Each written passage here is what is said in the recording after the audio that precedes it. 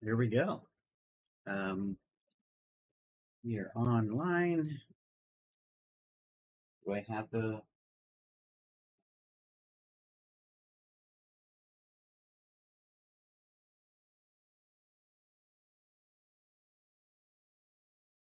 Okay, now we're on. Sorry.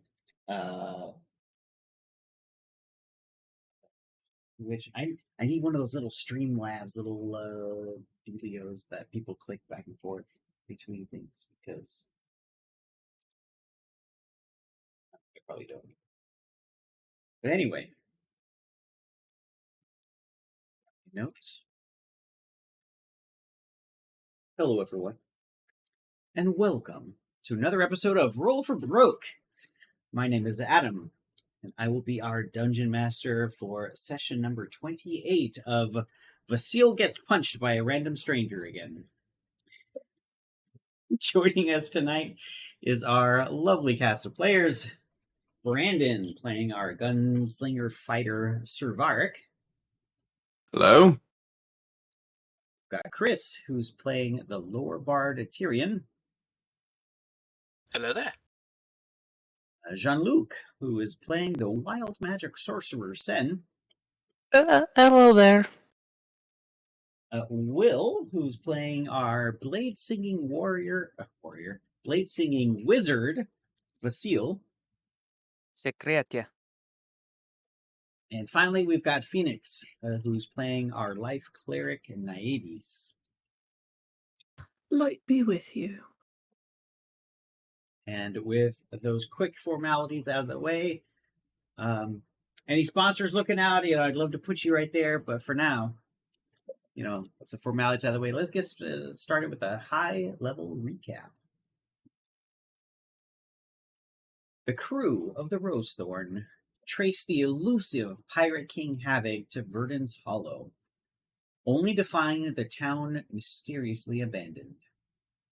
Their arrival was met with hostility as they defended against a gnoll ambush on skyboards, uncovering clues of Havoc's involvement with the deserted town.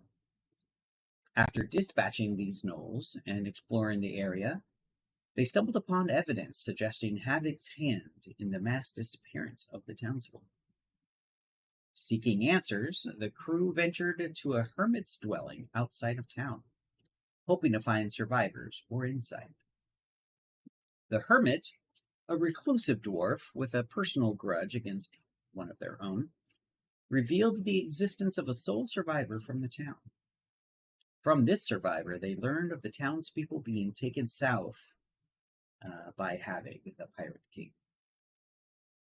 Armed with this new information, and a lead pointing towards Broken Tooth and the Iron Dice gambling den, the crew prepared to delve deeper into the mystery.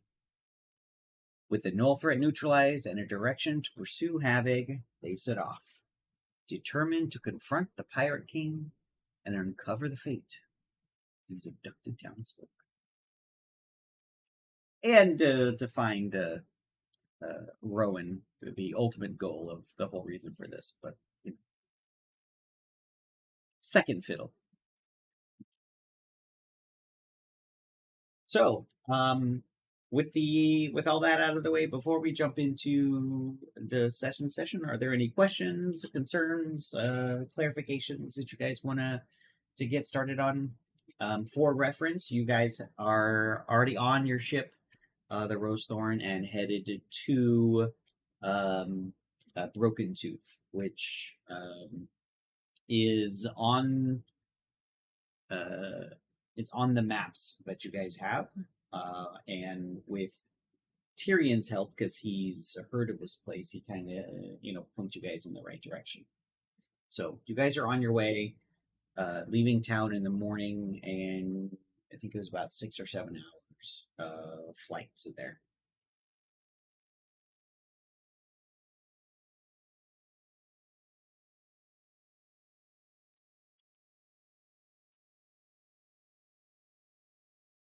Okay, so is there anything no questions for the first time? Okay.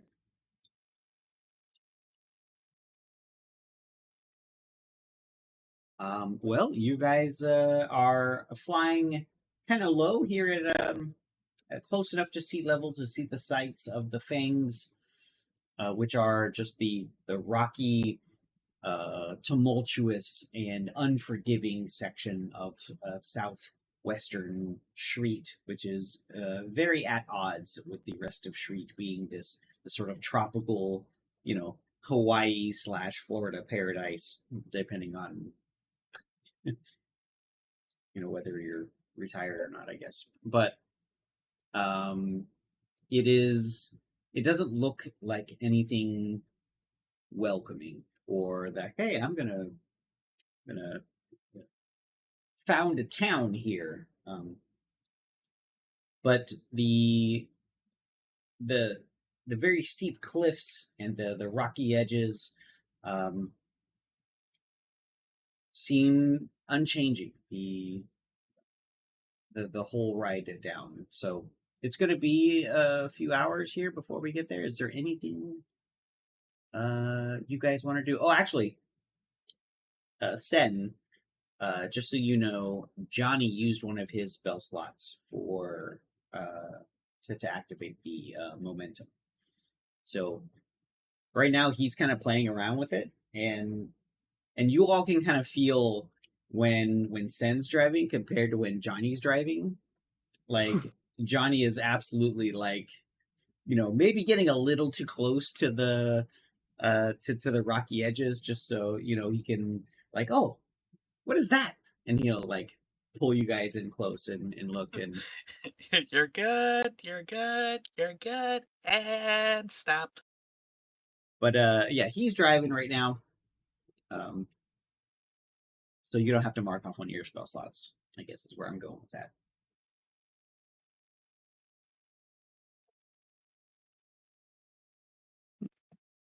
All right, got that.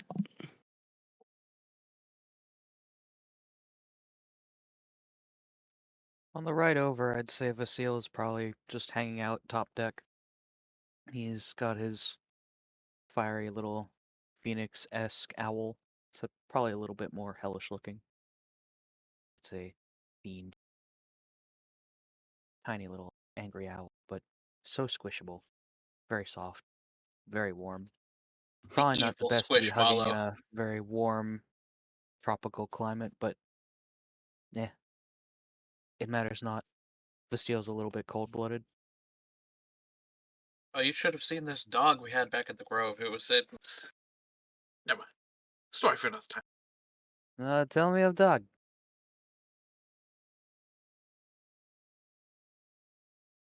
No? Okay. No?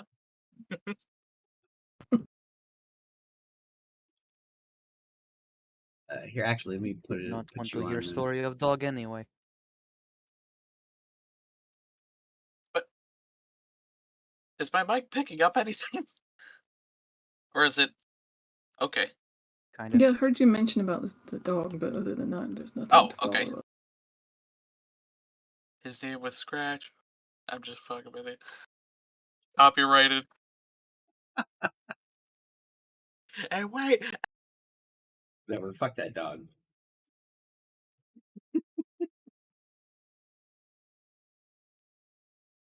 I thought you said it wasn't that kind of fucking animals.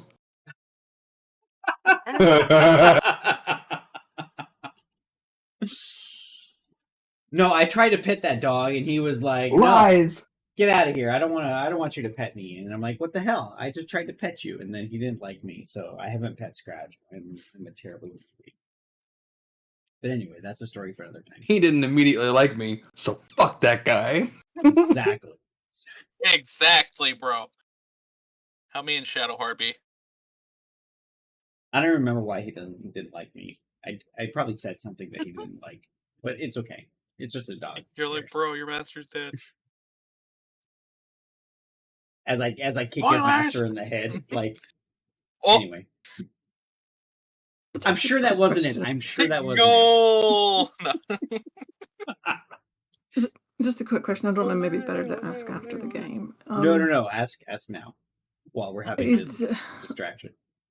No, it's fine. With This is my fault. I characters apologize.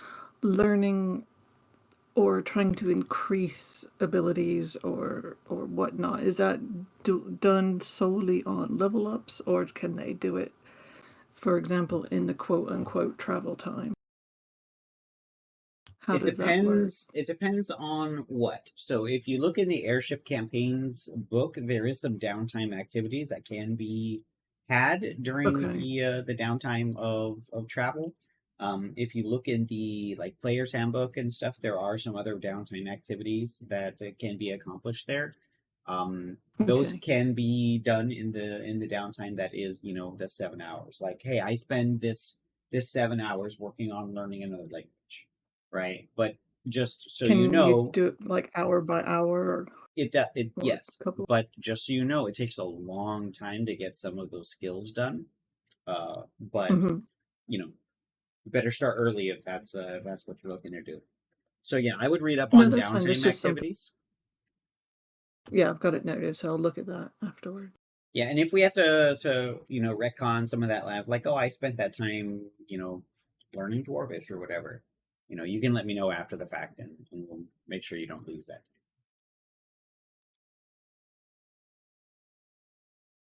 And that goes for everybody here, right? If you know, there is probably a lot more downtime in this sort of campaign than there would be typically, because we will be flying between things, and just as long as nothing's kind of attacking you on your airship, then you'll have that downtime to Yeah, spend on I was stuff. just looking AK for to cruising out try and here. do things to keep a bit of interest or a bit more fleshing out of the character and stuff. That's all.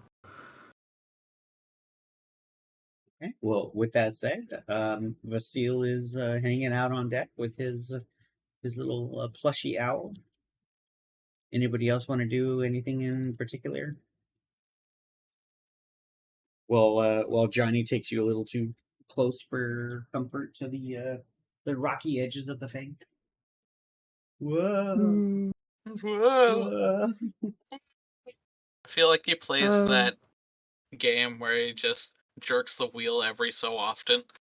Oh yeah, my wife hates that yeah, game. it is a It's stupid like, game. I whoa, know. guys, we're gonna crash. Whoa! I think Naiades is just leaning on the banister with Finny sitting there and just chilling out, watching the world go by.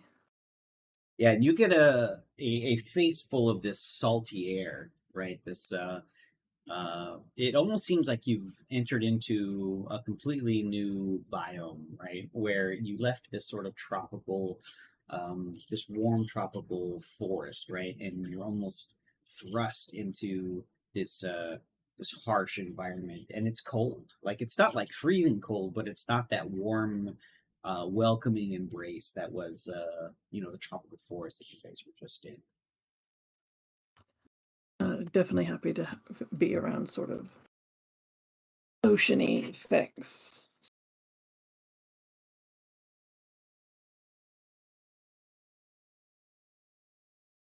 Okay.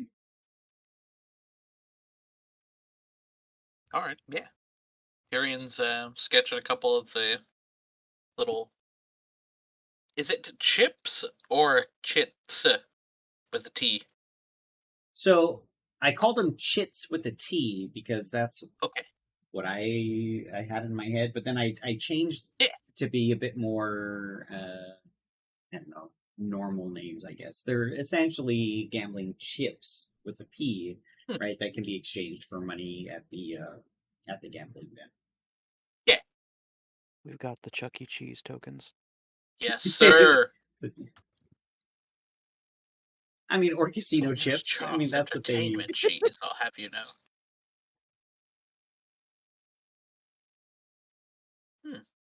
Interesting.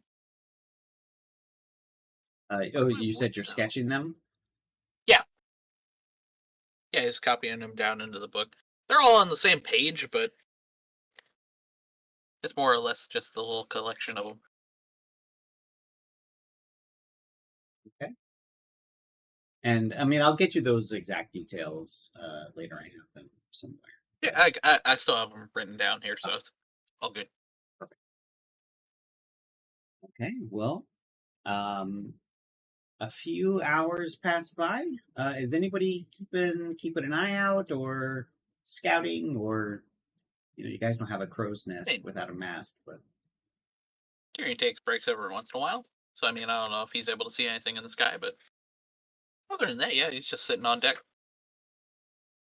Yeah, that's about what Naiades is doing. She's not inherently looking for something specific, but just watching the horizon, enjoying the scene, whatever they may be. So I will be keeping an eye and make sure the captain doesn't do any crazy maneuvers.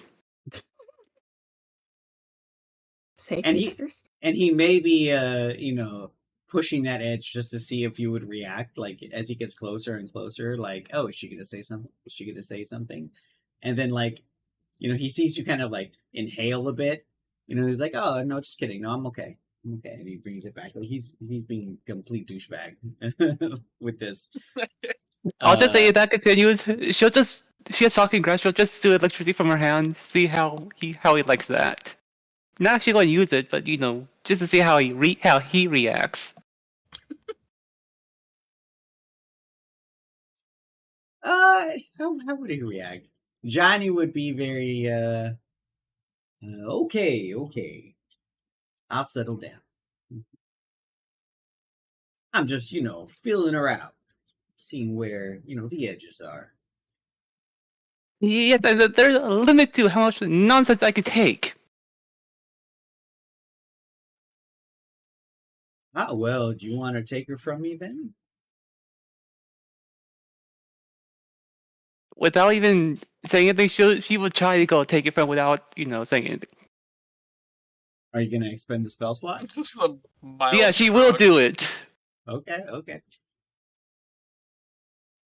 As Tyrion picks up on it, he just looks over and he goes, yeah! Okay, and, as Sen takes over, he doesn't fight you for it. He lets Sen kind of, balance out the ship there, and you guys can all feel that sort of steady rocking that he was doing just sort of balance out to that really streamlined airship feeling that you guys are used to, because airships don't rock back and forth. Are you going to keep it down like along the water's edge where all the rocks and the cliffs are, or are you going to take it more up above where you can like look down and see the landscape? Because he was keeping it kind of low. She'll keep it a bit higher. You never know what's going to happen from below. Gigantic sea So monster. true, bestie. No, so you pull it up a little bit. And a few, maybe an hour or so after you pulled it up, you guys do start to see some different types of old encampments or ruins or cities or towns. As you guys, fly past, it looks like there used to be a lot more here, up on the actual cliffs of the things, on the top, not necessarily on the cliffs themselves. But you don't see any recent or active what's the word? Not establishment, settlements. That's what. You don't see any active or lived-in settlements as you pass by. You guys probably have another hour or so before you get to where you're going. Is there anything else you guys want to do? Not saying you need to. Before we land, Tyrion's going to cast Comprehend Languages on them, on himself. A little bit.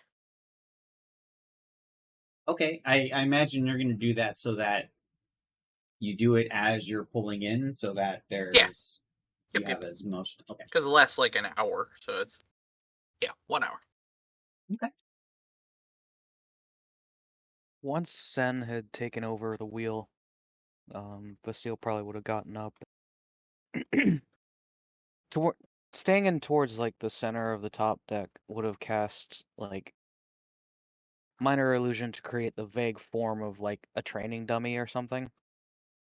and he's just been practicing his forms with not only his whip, but a dagger as well, using the owl to, air quotes, distract the dummy.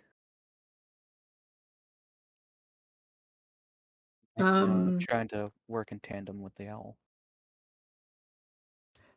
Naiades is just playing with her create water spell and just playing around.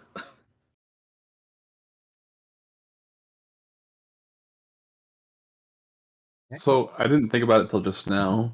Could I have had like this whole time or sometime Barak kind of just tinkering about with the thrusters from the skyboard salvaged from the Knolls?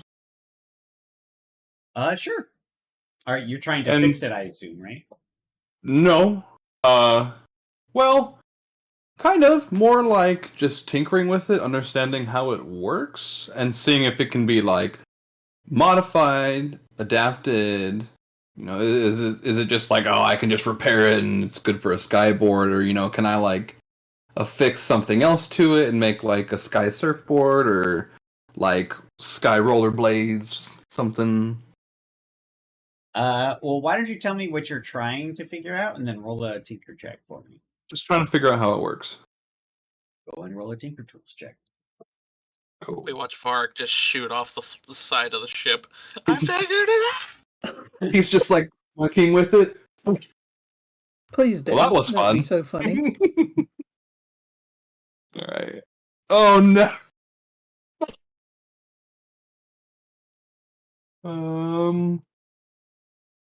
5. 5. 2 plus 3. Ooh.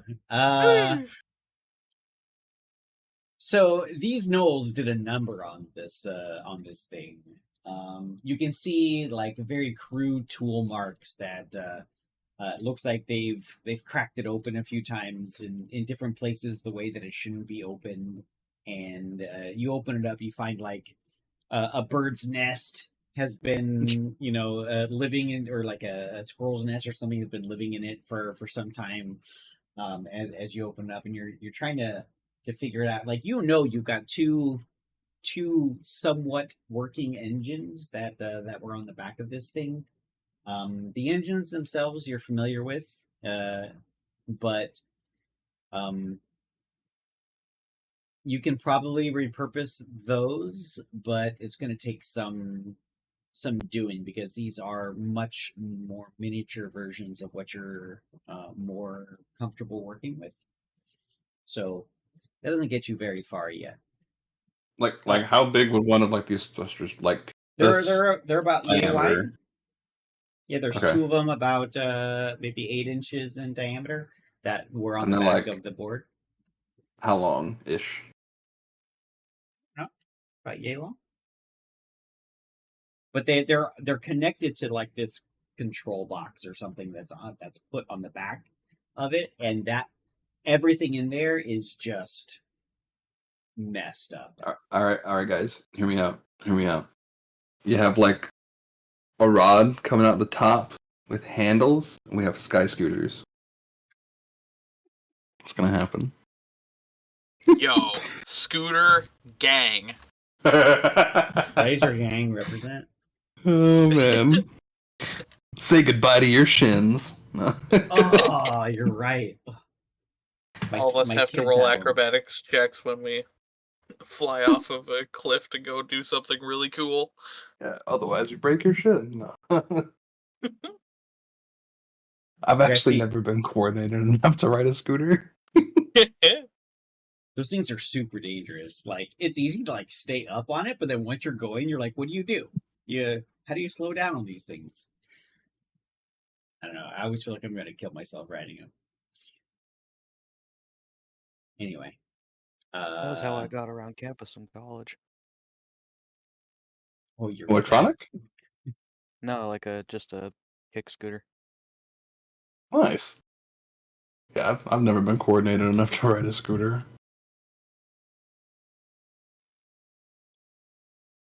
Sky scooters in the making.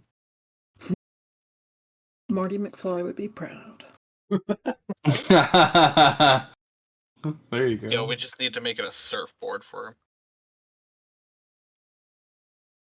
Well, like, I didn't want it to be something like you strap to the feet, because, like, I mean, there are safety implications with that, but if it's something you have a handle that you can, like, leverage to keep your feet on with the handle, you know?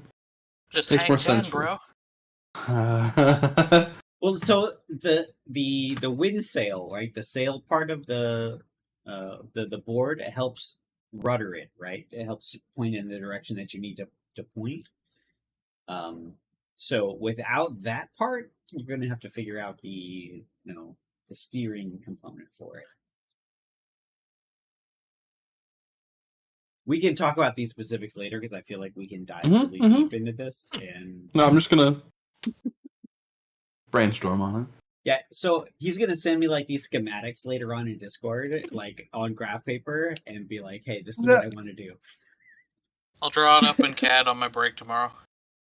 Not calling you out, I promise. I need a picture of the thruster first. I'll get right It's on just that. like that thing out of Mhm. Treasure Planet. Hey, that it is very similar. Very similar. Guess what? Treasure Planet is now on everybody's homework list. I've already watched it. Okay. You're Like, I watched it when we started doing the Sordane stuff to get hyped.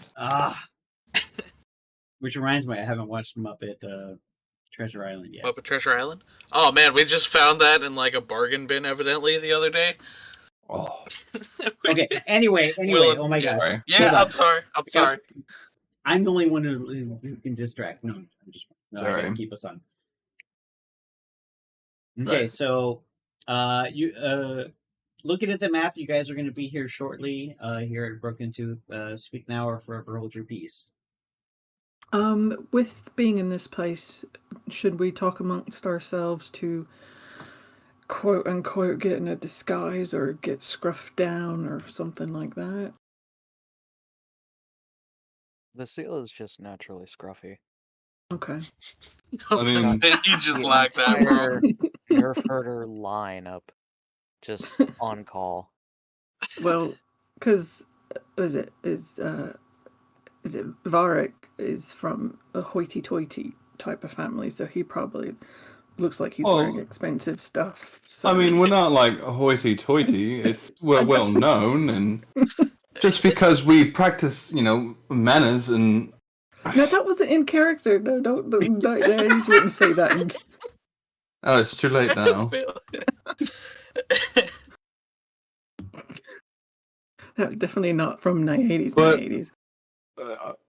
Sorry, I didn't mean to interrupt. No, I was just saying. Well, if you were to do it from 90s, is look. As she's looking at the port, she'd be like, "Are we properly attired for this kind of place? Ruffians and all that." And she looks. I'm underdressed. Are you asking me or are you asking rushing your back people? to his Just rushing back to his people that room, he will goes be and changes real quick into his the people that will be traveling making clothes. landfall. It's just like a smoking jacket. What am I wearing actually? Yeah, I'm trying to pull up. I'm wearing scale mail. Sordane has this big cloak that she carries over her, and she can put the hood down so she can't tell much about her. That's her normal go-to for traveling place to place. Cool. I do think I've got common clothes, just commoner clothes. I could maybe fit over my scale mail if they're really baggy. Commoner. Commoner. So, Yo, is it time to use the perfume, bros? Varric's like hoity, because he does kind of have hoity-toity clothes. I'm like, you're right. I'm not hoity-toity. You're not Oh, wait, wrong. I You're kinda not am. wrong. I concede. Like his shirt, like he's got like a vest and button shirt, but he's also got like a heavy leather jacket, or like almost like a leather trench coat that he like will now begin to like button up because it's seen better days itself. So he'll use that to kind of cover up his fancier looking clothing. That he looks down like, oh no, that isn't. I don't want to get that dirty. Yeah, I think Naiades, because she doesn't have robes or anything like that, so she's just got scale mail. I So don't know if as that would be just asking for trouble. well, as you guys are all talking amongst yourselves, Johnny now taken his one responsibility away. He's got nothing to do, so he's just kind of walking around, and he inserts himself into this conversation like he does, and he goes, I don't think you guys have anything to worry about. Just keep hold on your purses. There's a lot of sticky fingers here. But they don't give a shit about what you look like. I may have been in and out of this of Broken Tooth a few times in my life. Naiade puts her coin purse around Finney's neck and tells him to stay on the ship in the healing quarters.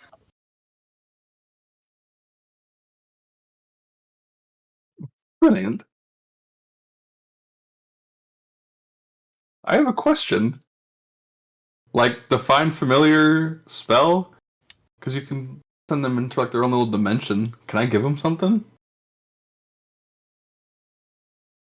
Who, Finney? No. No, you're fine familiar. Albert. That'd be Albert. We're gonna go with no at the moment. Cool.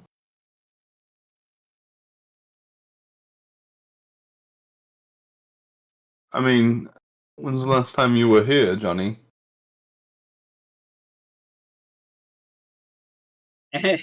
You see him like just sort of like bob his head for a moment, kind of like thinking, probably a few months ago, maybe. I mean, could you show us around, if you will? I mean, because I got to be honest. I was going to say, does anyone have any ill feelings towards you that we... Oh, nobody's got any ill feelings toward old Johnny. Did I insight check that? Yeah, absolutely. That's not something Varg thought of, but hearing Naiade's asset, he's like, that's an excellent question. Go ahead. I want to get it to be like Jack Sparrow and be like, I didn't deserve that. And, I may have deserved that one. That's 20 minus 1, it's 19. That's still pretty good. Johnny puts on a lot of bravado, and the truth doesn't actually matter to what Johnny is saying. So, maybe it is, maybe it isn't, but whatever he is saying is exactly what you want to hear, and not necessarily the truth. But you don't really know. But it's not like laced with dishonesty. No, it's so. Johnny has a very It's like a spiel, if you will. It's what you want to hear is what he's telling you. That might be the truth, or it might not be the truth. It's just divorced from it. His persona and the image that he projects is all that It's just matters. detached from the truth. It's just detached from it. He's just sweet talking. Yeah. Welcome to Johnny 5. Oh boy. He's talking the truth. The most important truth. His truth. Barak will do like a very not subtle, like one of these to Naiades. He's full of shit.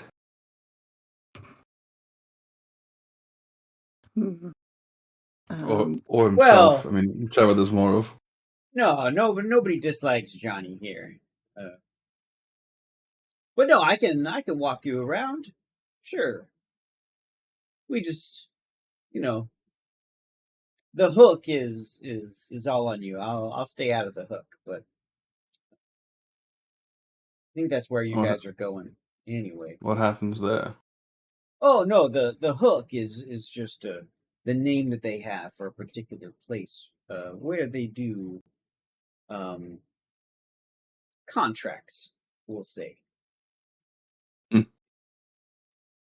So I don't know how familiar you guys are with with this place, but and Well, and Tyrion. Vark will point to Yeah, Tyrion. I'm getting there. So I Tyrion, have go two ahead different and sets of notes here as I'm trying to compare the two. I don't know what I've Because told I you lost already one of the before. notebooks at one point.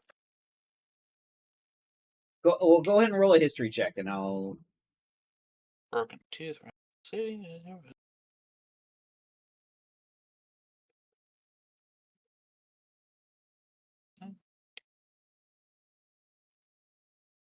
Oh, sorry. Yeah, history check. Okay. History check. Oh, that's not gonna be great. Let's see. Well, it's Tyrion, so 17. Okay. I rolled a 7 and forgot he had a plus 10. Pretty good. So you know that Broken Tooth was basically this kind of campy, very hovel, poor, just shanty town that was kind of built on the cliffs of the Fangs. Yeah. That Yep. was kind of just making do with some small fishing scene and not really much else going for it, right? But you know from your connections with your tavern that there's a guild that moved into this town and sort of tried to make something of it called the Dynasty. And uh, essentially this dynasty has been trying to make something of this, and it's kind of making it but bigger than it was, and more um, um, not really a vacation spot, but people looking for things or people looking for a particular type of ne'er do wells can usually find them here at Broken Tooth. That's kind of what you know with that. Cool. But as Passing along information. and you see Johnny like nodding his head, as you're yeah, no, you've got the gist of it. Uh Old Draven runs this show. And I doubt you guys are gonna come across his ilk, but just don't go kicking over any rocks that you're not looking to see the bottom of. You get my drift. How do you spell Draven? Draven, Draven. Thank you. Well. And I'm sorry, are we pulled up yet? No. I have a whole spiel for when you guys get there. But Very cool. Okay. are there any other questions that you want to ask, uh, Johnny, before you guys get there? I guess we could ask directions to the really cool place with the betting stuff. The Iron Dice. Yes. The Iron Dice is actually at the entrance to the Hook. Oh. The Hook is just a sort of a natural pathway that's etched into the cliffs, and it just happens to make a kind of a fish hook, sort of symbol, I guess, in the way that the path is, where they have a bunch of stalls and stuff where, like Johnny said, contracts are made. He didn't really get into specifics about what those were. Tyrion would not have asked what kind of contracts they are, knowing what kind of place this is. But yeah, you can't miss the Iron Dice. They've when you get up to there, you'll see all the lizard racing on the wall there. They run up the cliff faces. It's hard to miss.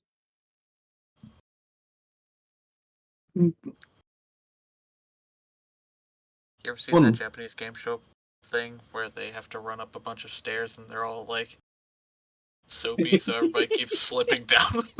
Just imagining that with a bunch of lizards. I'm sorry. Ugh. Those are funny. Reminds me of and MXC.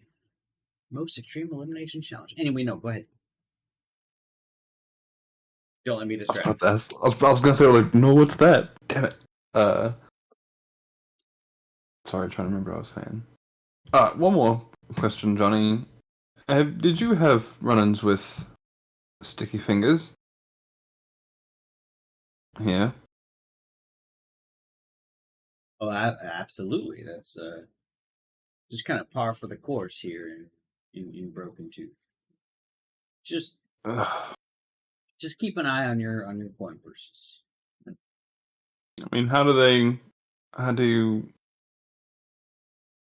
deal with them? I mean, is it something that I can take into my own hands, or I doubt there's authorities. Oh, if you catch them, yeah, absolutely, take it into your own hands. But don't count on the guards doing anything, because there ain't no guards here in Broken Tooth.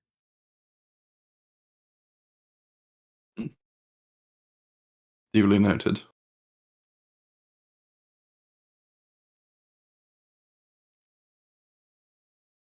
Okay, well, we're coming up here shortly, and as he says that, you guys kind of make I guess you're not low, but as you guys come across, you can see that there's this I guess for lack of a better word, shanty town, kind of stuck to the side of this cliff here, and a lot of the cliff is very sheer. Like a lot of these buildings are built out of the side itself. And let me actually find my intro so I can be a bit more descriptive about this. Ooh, excuse me. And as your airship descends toward the jagged embrace of the coastline, the town of Broken Tooth unfolds before you. A chaotic tapestry stitched upon the perilous rocks known as the Fangs. The first thing that strikes you is the cacophony of sounds, the raucous calls of merchants, the clang of metal from distant forges, and the ceaseless murmur of waves crashing against the shore. The salty tang of sea air mingles with the smoky scent of cooking fires and the faint underlying aroma of spiced rum that seems to permeate the very atmosphere. Below you, the docks teem with activity, a bustling hive of sailors, traders, and figures whose intentions are as shadowed as the narrow alleys they slip into. Ships of various sizes and designs are moored haphazardly along the piers below, their flags and sails a patchwork of allegiances and stories. The architecture is a hodgepodge of styles, with buildings carved into the cliffs themselves, wooden shanties clinging precariously to the rocks, and rope bridges spanning the gaps in between everything. As you steer your ship toward an available berth, the cliffside docks come into sharp relief. Carved directly into the cliff face with drawbridges that double as gates for each berth, your vessel gently nudges into its designated space, secured by the skilled hands of dockhands who expertly tie down the airship with heavy ropes and secure its gangplank with practiced efficiency. The wooden platforms creak underfoot, echoing the bustle of the town below and the winds that whisper secrets of the open sky. As the final knot is secured, a figure approaches. The dockmaster, his attire marked by the wear of salt and sun. A ledger clutched in one hand, he steps up with a nod. As he calls out to you, "Welcome to Broken Tooth, my friends. 2 gold a day if you've got a manifest. 5 gold a day if it's been misplaced. You know. Yes, And indeed. Well met, my friend. And and yeah, he's got to pay the 5 gold because I don't think we have a cargo mist. no, so Johnny's gonna hop off the gangplank and like he as soon as it touches, he's already off looking to talk to this guy. And he hops over, Johnny puts a hand on his shoulder and the other hand reaches out for a handshake. And you see the guy kind of like unexpected. He's got a ledger in one hand, right? So he's kind of like moving things around to shake his hand. And Johnny, he goes, "My good sir, since when does Draven care about silly manifests? This should be enough for a few days, and then some, just in case." And as he says, just in case, he like turns and gives you all a wink as he slides him a small bag of, you imagine, some sort of coin. And you see the man finally kind of, get his, you know, his posture back, and he makes a small bow. "Welcome to Broken Tooth." And he walks off. As Off he to the doesn't next check berth. the bag, and it's actually just filled with steel washers.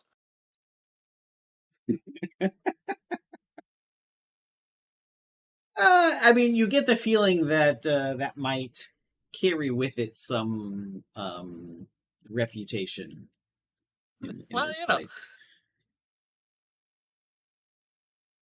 But Johnny holds out his hands.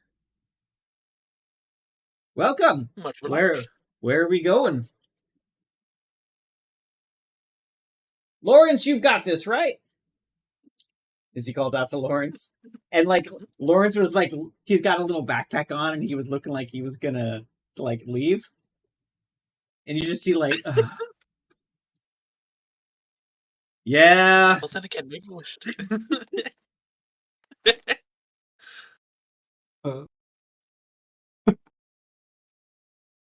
Poor Lawrence. Never gets to go sightseeing. Somebody should make Lawrence as a backup character.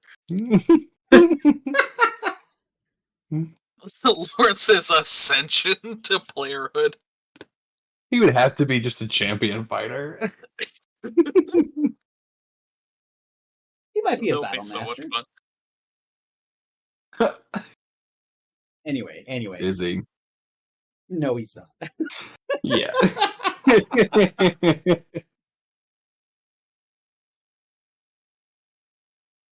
So, we headed straight to the Iron Dice. What are we doing, folks?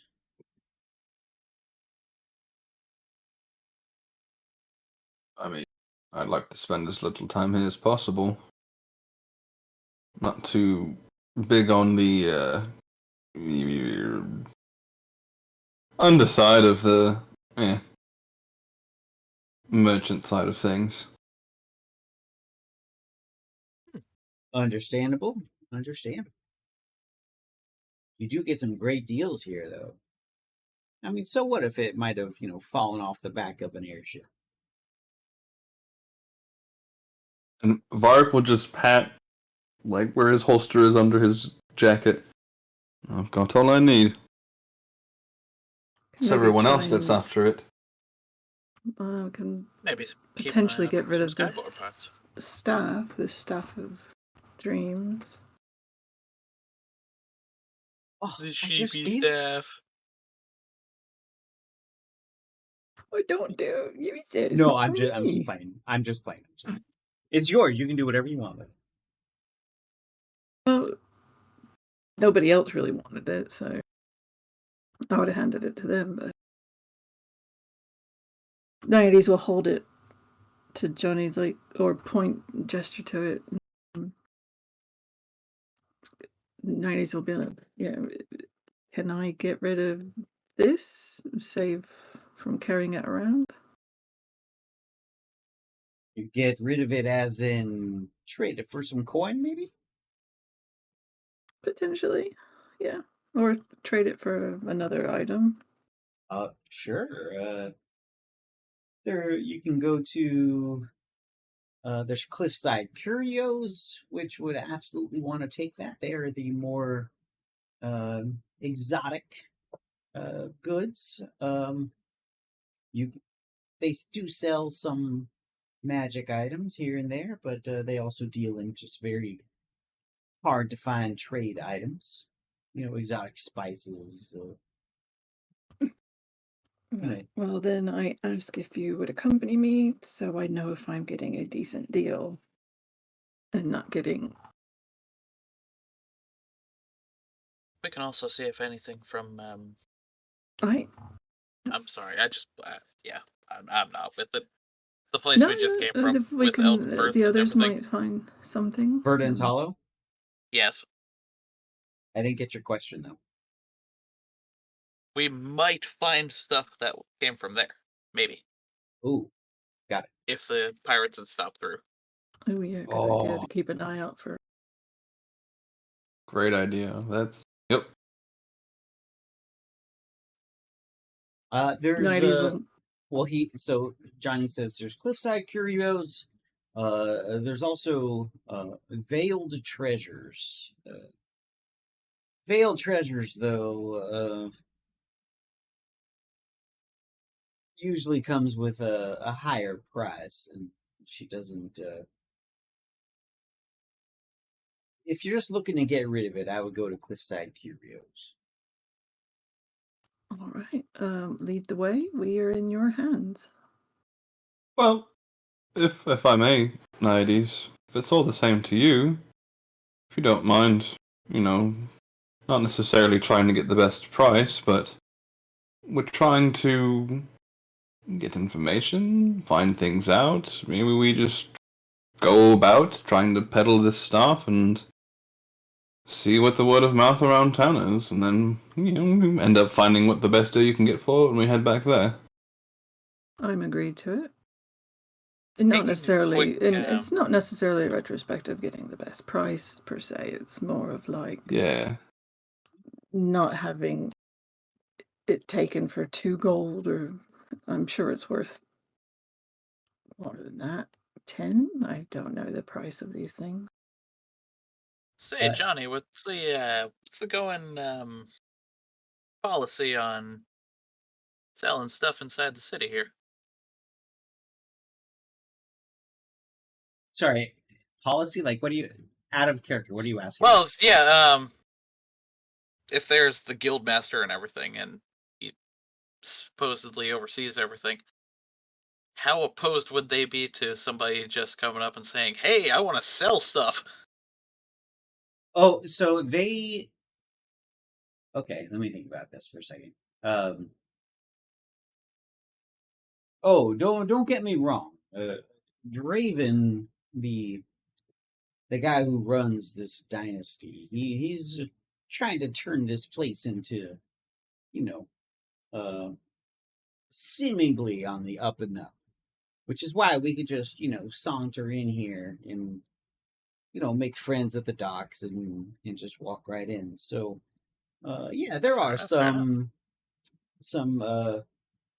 establishments on the up and the up, but I imagine all of them pay some sort of price to old Draven. Fair enough.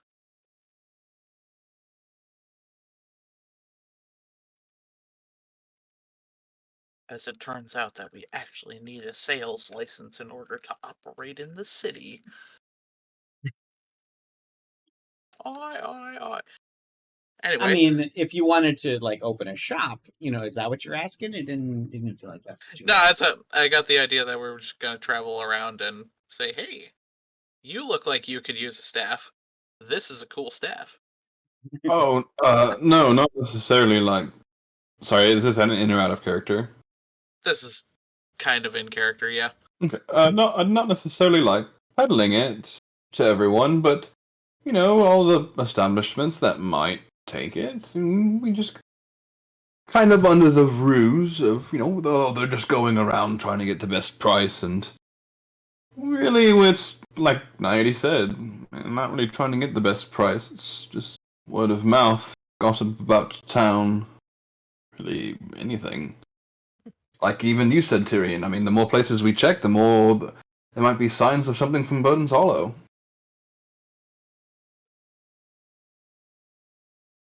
Checking the staff, is there a name engraved anywhere on it? There is not. Okay. Okay. For the purposes of, hey, belongs to such and such. Have you seen this man? Have a smiley face on the little piece of paper. Have you seen this man?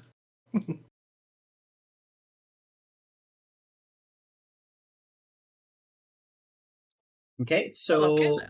what are we doing? Cliffside Curios? Cliffside Yep. Curious. Sounds good. Okay, so um, Johnny leads you guys through this rickety sort of cliff-facing collection of rope bridges and maybe not OSHA approved elevators, and you land at this this cliff-facing sort of half etched into the rock, and the other half sort of built out on platforms shop that just has very simple scrawled sign out in front that just says Cliffside Curios. And Curious. he goes, Johnny will tell you, old Johnny will take care of you guys. Rajani, not Johnny. Old Rajani will take care of you guys in here. I was gonna say, Johnny's just gonna pay for all our stuff? Hell yeah, this Oh, he's man's that good. okay. He's that good. No, you walk in and see another Best captain Johnny. ever. A completely identical Johnny. Johnny! Oh, No, God, there's You son of two a of bitch. them. no, there's As two they of just them. do Uh, they go full no, so Predator movie. as Johnny leads the way inside, he walks in, and you guys are hit kind of face first with this strong, intense smell of different spices and perfumes, and it seems like it just amalgamation of a bunch of different pungent smells. Nothing really overpowering one enough for you to kind of point it out, but his entire shop is just kind of overflowing with just these buckets and baskets of just things, but they're kept relatively organized, right? There's an entire spice side, right, where there's all the spices, and that pungent spice smell is coming from, and then there's a whole kind of corner of those perfumes, which look very fancy and collected, but all in one place. And you hear Johnny as he walks in. He goes, Rajani, hey, I bring customers. They're looking to, maybe load off some things. And you see not tabaxi. Oh my God, what are they called? Kuzarus. You see a Kuzaru behind uh, the sort of teller area. I don't even know the cash wrap. I'm thinking about modern terms. Anyway, you see him look up, and he was, marking something in a ledger there. He goes, "Ah, yes, welcome to Cliffside Curios. Any friend of Johnny is a friend of mine. Yes, come in. What are you looking for, my friends?" Well, I mean, do you have anything new? Anything Oh, fresh? every day, new stuff in and out, the ebb and flow of the ocean. Yes. Are you Well, looking for something specific? well, If I might. Go ahead. You have anything quite like this? And he takes in assembles his little druid bow thing. Being from Shreet, it's, a little bit more, I don't want to say natural, but it's less tech-ish, I guess. Less what-ish? I'm trying not to. I'm trying, bro. I'm sorry, but No, I'm just not following. I'm sorry. it's I'm not sorry. very technologically advanced. Like, it's not a compound bow or anything special. It's longbow.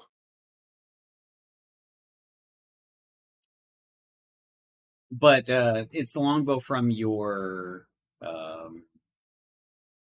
druid circle, right? Yeah. And he'll look at it and he goes, "Oh, this is nice. Yes, yes. Are you looking to part with it, perhaps? Yes." Not at the moment, but Oh, I don't yes. know. You want something similar. You want something strong. Hmm. Let me see. Let me see. And he'll like do this sort of like looking throughout his on the walls, and he goes, ah, yes, yes, yes, yes, here, and he'll pull out this kind of this recurve bow that was up on the shelf, but kind of like behind some stuff that he kind of had to move some things, and he pulls out, and he goes, this is longbow. Yes, it's carved like an owl. You you druids love your owls. Yes. He's I like like now owls. seriously looking this over. He's like, "Hey, you like owls? You ever I think mean, about learning the bow?" No. this is what Anyway, I get myself off topic. you were looking for. So a druid bow, right? Yes. Hmm. Yes, yeah. Oh, As he's perfect. taking a second to look over the bow here. Okay. What are you trying to figure out? It is the like the handle is kind of shaped and carved in this sort of owl face on like the top of where the handle is, and it's got kind of these Mhm. wings that are just kind of carved into the top and the bottom of it around where the handle is. But it looks sturdy. It looks well made. Um, he hasn't really mentioned anything about it, but are you gonna ask him anything, or are you just looking at the bow? Yeah, making the general small talk. It's like, hey, who brought this in? Or maybe it came from, or Oh, yeah, remarkable craftsmanship. this is one of the traders uh from Hexadol. I brought this in. There are some very strange clans that live in Hexadol, but he was looking for a quick gold, and I had some gold to give. Indeed. And would Tyrion have heard anything about this Hexadol place? Hexadol is just the large continent to the west of the Oh, gotcha, Senzar. gotcha. You would know that it's really only inhabited along the coastlines, because the very super dense jungle that comprises the entire interior of this continent is very unknown to a lot of people. Like, you can fly over it, but there's not really any known places on the interior to really stop and uh, there's no towns to stop at, just because no one's really gone in very much. Hmm. I see.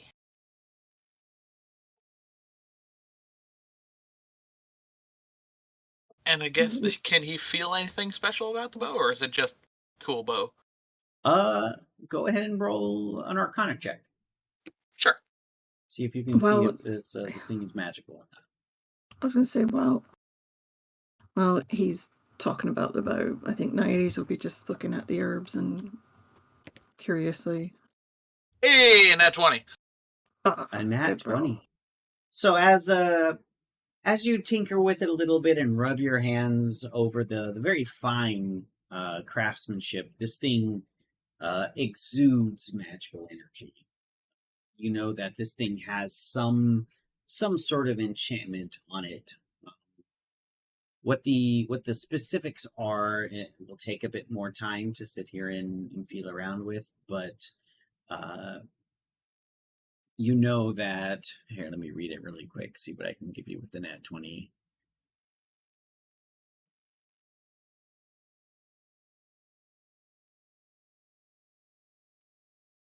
Yeah, you can feel some very strong like evocation and conjuration magic that has been um embedded into this thing. That's kind of that just hunch that you get with your nat 20 arcana. I see.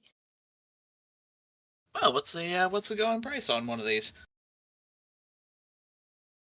For a friend of Johnny's, yes. We'll do 650 gold. And like as soon as he says that, Johnny's like, really, Rajani? Okay, 550. Friend, yes. Johnny's a great friend. Yes, 550. I wouldn't mean to jip anybody out of a deal, so very well. 550. And fork it over the gold. He will gladly take it. Oh my gosh. His eyes light up. Yes. Amazing. That is perfect for you. It was looking for... look, it fits right into your hand. This thing was made for you, just by somebody else. Of course, here. As it's kind of doubling as the, hey, we're having a look around, but we spend money here. Yeah. Buying stuff in the first shop that you go in, you know.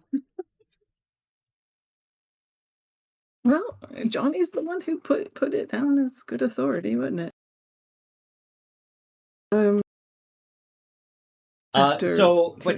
He will actually tell you, because you didn't ask, but he feels like now he's beholden to tell you a little bit about it. He says, when you shoot this one, the arrow can split when you hit something. So if you're a good shot, you can hit more than one thing at one time. Yes. Two birds, I'm one like bush. completely in. Doesn't matter one of you in the bush. That's not how that anyway. works.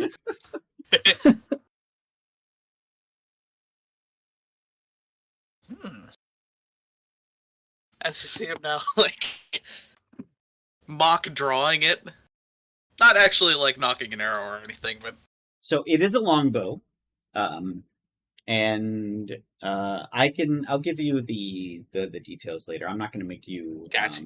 identify it. He'll give you the details. Cool. So has anybody found anything while? Yeah. What are the rest of you doing while he gets quick chipped? while the shop gets distracted? Naiades was looking at tea or the herbs for like, I don't know, tea or something, and seeing if there's anything unusual about it special.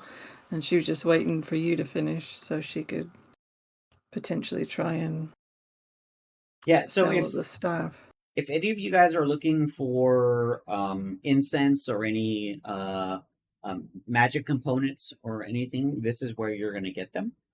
So any individual components, they'll have him here. Any costly components, something with a cost attributed to him, I would ask because he will probably have a lot of them. You can see, but he may not have some of the more rare ones.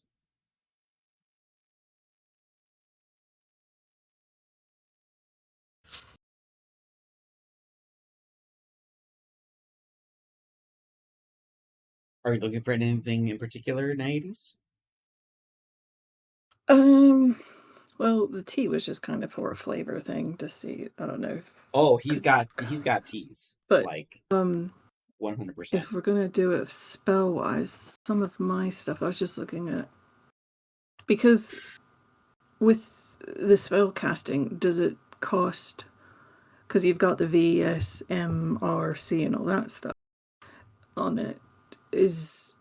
So anything Do that you takes have to have all those things to be able to cast it, or can you just say, okay, this time I'm using vocalization to cast it, and the next one I'm going to use a component so it's not making noise with the vocal side of it. Does So that a make sense? spell will tell you what the requirements are, right? Whether it's vocal, somatic, or material, right? And whatever it says as part of the spell is required as part of the spell at all times. So if it's Okay. V, S, and M, you have to say something, you have to move your hands with it, and you have to have the component, right? For the material, if it has all three.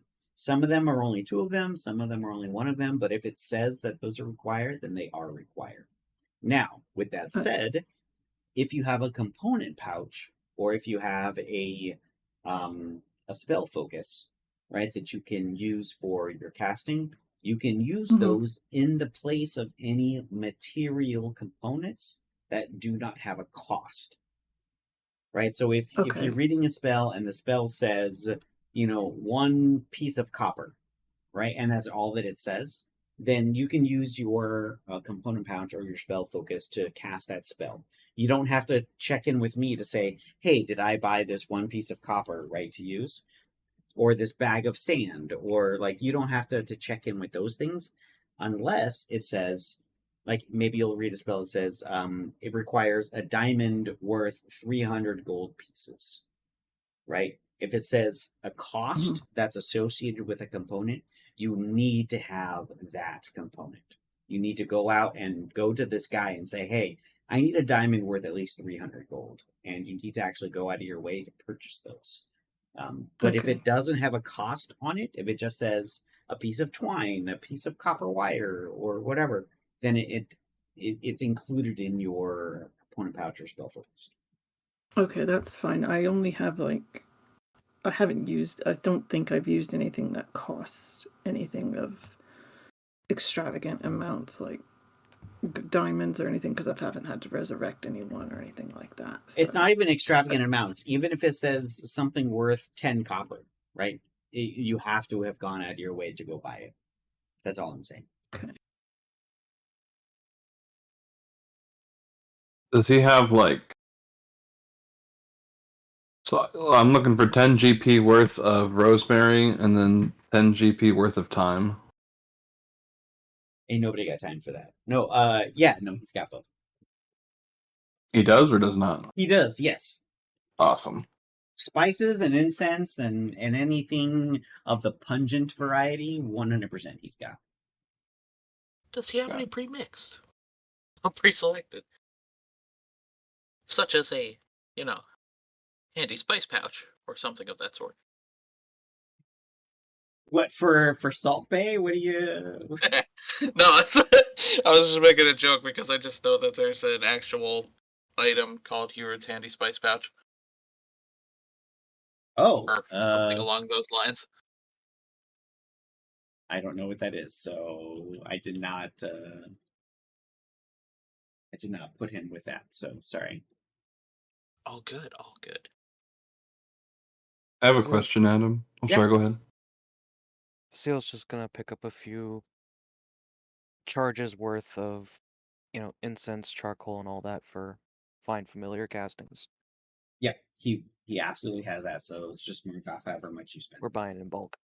That's essentially what Varg's getting stuff for. He's just being he's got, It's tradition. You have to have certain herbs, and if I don't have the exact smell just right, it won't come out the way I want it to. Speaking of which, leads me to my question: if I burn like 10 GP worth of wood, would that count as like 10 GP worth of charcoal for the sake of Find Familiar? Oh, are you to make your own charcoal? Yeah, like for like just flavor, like ritual purposes. Like no, it's much. Sure. Yeah. Just take it Cool. out of the wood stove from the roast stone. I mean, it's No. just going to It put has more to wood be. in there No, anyway no. for the I fire. don't use any old charcoal, Tyrion. We're us Borealis. We're steeped in tradition. I have to have specific scents. Otherwise, it won't come out just right. It's got to be the final blossom day of cherry season, and it has to be at dawn. Harvested with a golden sickle on a full moon only.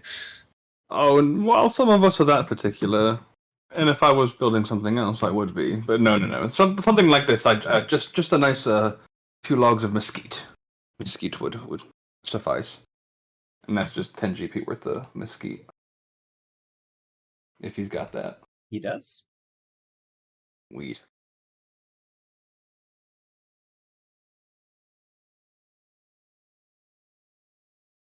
Okay, so components out of the way. The great horned owl bow out of the way. Lady Johnny, you nudges brought some Johnny. some good customers. Yes. Anything else that I can help you with, my friends? Naiades nudges Johnny and motions to the staff. She's not really sure how to handle this. Yeah, Rajadi. He's my friend here is looking to trade this amazing and rare, one of a kind staff for something of the gold variety. Or clerical. Oh, clerical, yes.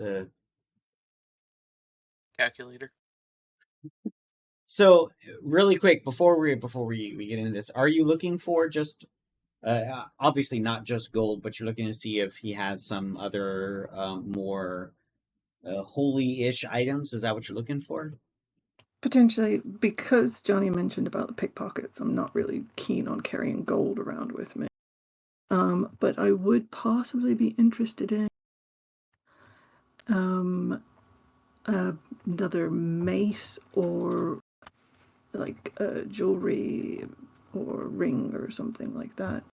So potentially either a mace upgrade, some type of armor upgrade, or jewelry, if at all possible with the staff.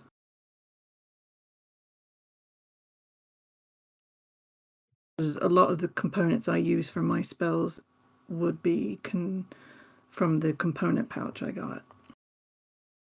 Because it's like fur of an animal and stuff like that.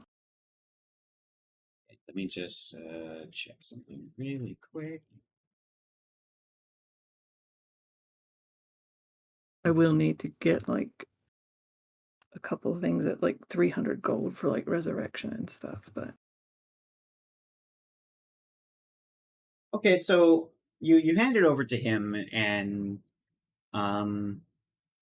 he's looking it over very shrewdly as he turns it around and looks at all different angles, and then you see him sort of close his eyes and hold this pendant that he has on it, and he seems very ritualistic, I guess, as he does it, and he holds it, closes his eyes, and then just opens them suddenly again and looks over and goes, "Oh yes, this is nice. This is nice. Yes, I can find quite a few buyers for this. Yes, you are looking for uh, not gold, trade, barter. Yes. Let's see what I have for something of the holy persuasion. Yes. While he's looking, Naiades is going to look a bit to Varric because he was the one that kind of was on the same thought wave as she was on the ship, and see if he noticed about the odd skill of the door of his handling the jewel. Sorry, I gotta let the dog out. And I was also like distracted a second ago. I was hearing something. I didn't quite catch the part she's referencing. I don't know either. Like you were saying, like he was doing something with an amulet, or I just heard. So he was essentially casting Identify, using some charges of something that he has. I don't know what she was talking about though. I think she's talking about not actually having gold on her. Instead of just exchanging it for something worth gold. So I mean, just to help her out, like to see what we know, things we could exchange it for. Varric would essentially say something to the effect of like, as a man of impeccable taste, I like just the newest fashions, the most recent trends. Do you have anything fresh today? You said you get things in every day. Yes, like the ebb and the flow of the ocean. Sorry, I'm back. What I meant was, sorry, I'm back. I had my headphones on at the same time. What I meant was, like, if what the guy was doing was anything suspicious, that's why Naiades was looking at Varric. Oh, yeah, you didn't get the suspicious vibe. You got the the careful connoisseur, Okay. the careful merchant, not really wanting to pay anything he doesn't know, about, and Okay, I didn't know if he was, like, unfortunately somehow... people lie, I guess, when it comes to buying and selling stuff. No. I didn't know if he was, like, reading the staff to see how they got it, kind of, like, Well, playing you the movie don't. of I mean, how I they... guess you technically don't know what he did, but he was very happy with whatever he did with That's fine, whatever that's he fine. figured it out. Let me see. I have. You said a mace, yes? Oh, I know what I have. And he'll go and he'll disappear. This one's actually in the back room, and as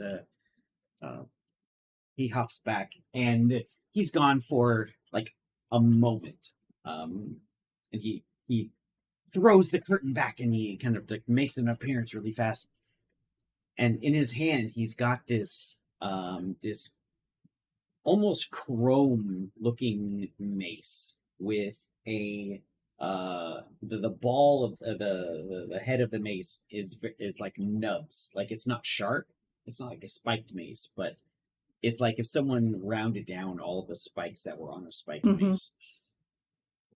And he goes, "Peace, I have to keep him back because most people in this town cannot wield such a weapon. This is just asking for you, my dear. This is the base of verdict."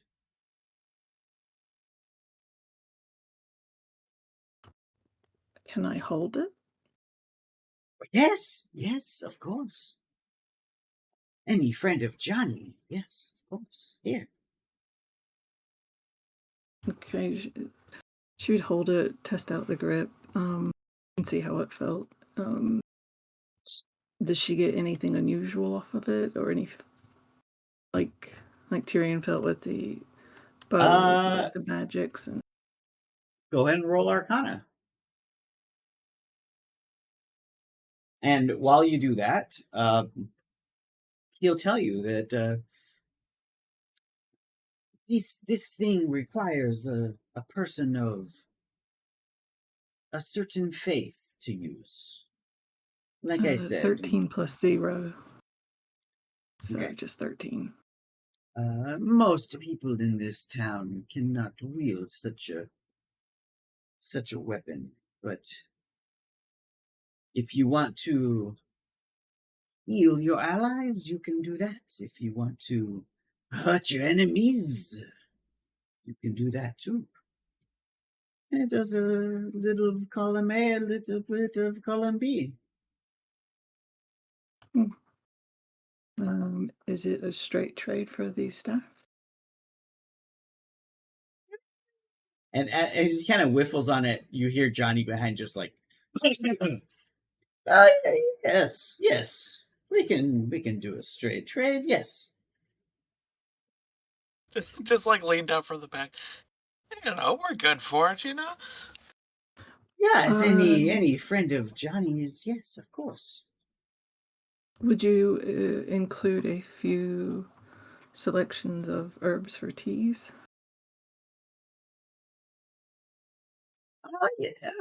Yes, sure. Anything below the top shelf, absolutely. What's above the top shelf? The top shelf is imported and rare. I cannot include those at the moment. Maybe if you bought something else, we could add to the trade. Can Or Tyrion look if at you the gave shelf? something Is there else. anything that jumps out? Yeah, that's what I was looking for. If there's anything, what's on the top shelf, basically. You just see a bunch of ornate jars and like ceramic containers. You don't really know what's in them. Just like he pointed you in the tea section, and there's like a probably I don't know 10 or 12 different teas, but um, there's 3 of them that are on the top shelf, which is what he's talking about. Okay. They don't have like stickers or labels on them or anything. Nothing in here is labeled. No, everything Okay. is whatever he tells you it is what it Okay. is.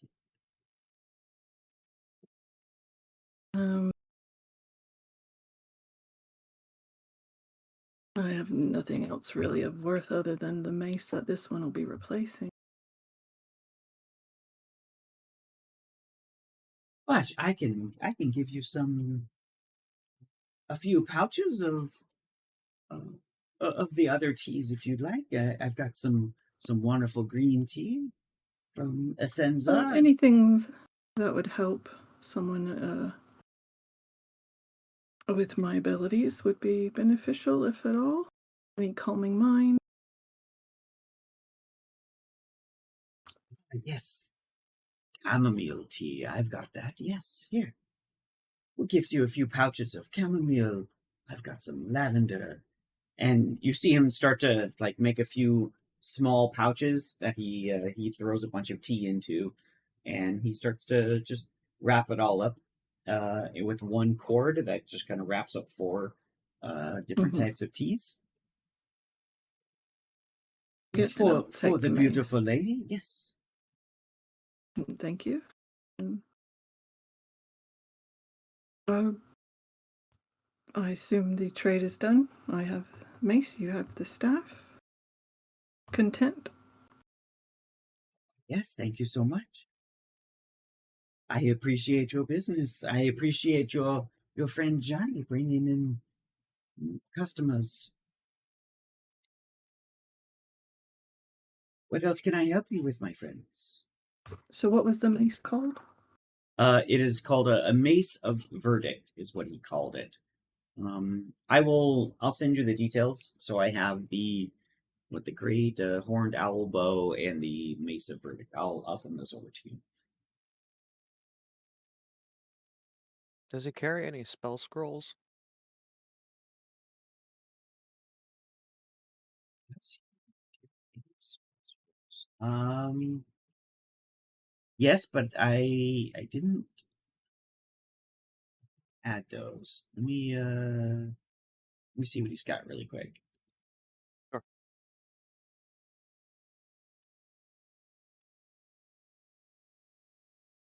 Anybody else doing something?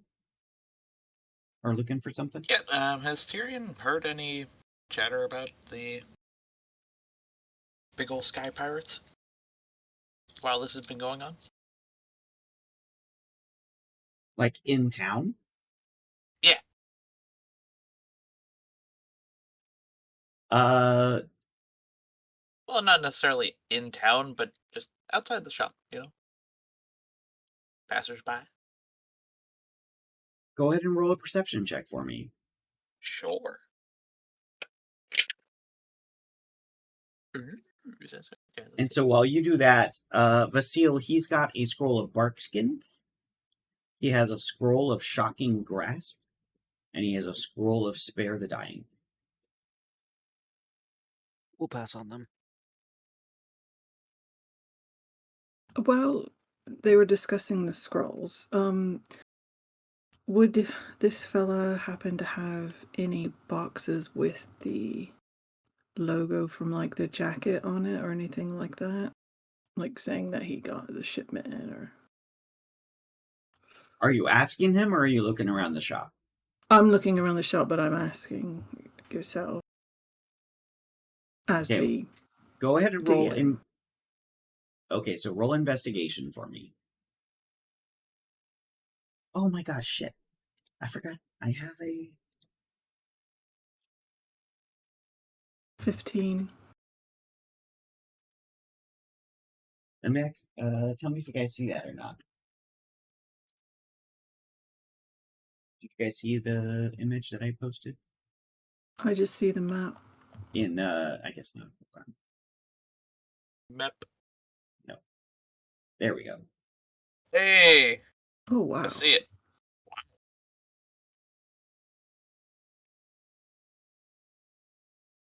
That's kind of the idea about the place that you're in. Cool.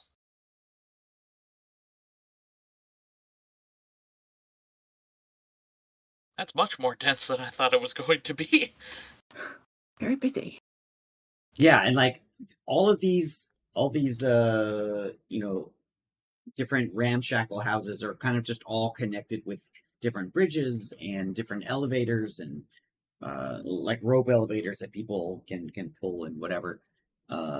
Just the cliff face is just kind of connecting everything. And there is some stuff kind of built into the natural um, the natural rocks and stuff around here, but it seems very uh, hard to have done, right? Like, just go somewhere else that's easier to build. Why trying to force it onto the walls here? Location, anyway. location. You rolled a what? I'm sorry. 15. For investigation. All right. Yes. So, looking around the shop as you're perusing, you don't see anything that either reminds you of Verdon's Hollow or reminds you of Havig's symbol or anything related to the pirate. No. Okay. But you're not asking him either, right? No, because I don't know if he's in their pocket or anything. Got it.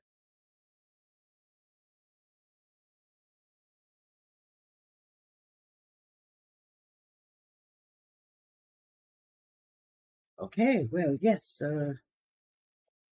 Can I help you with anything else, my friends?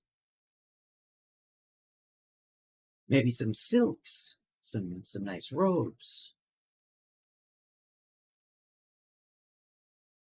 I mean, does Zen look for a robe? That could be kind of cool. Upgrade.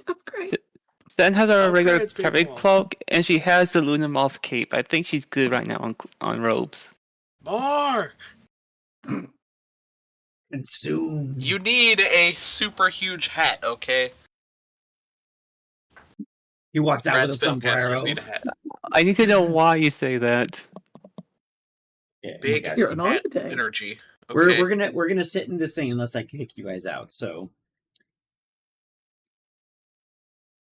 Well, yes. Well, no hat. Any friend of Johnny's is a friend of mine. Please come back anytime. Thank And you. sombrero. Need one.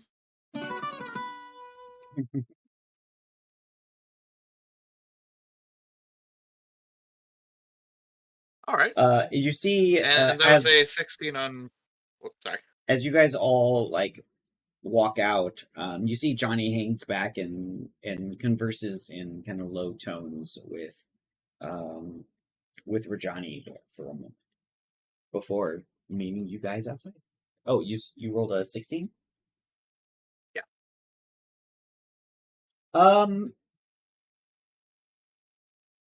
No, you don't hear anything about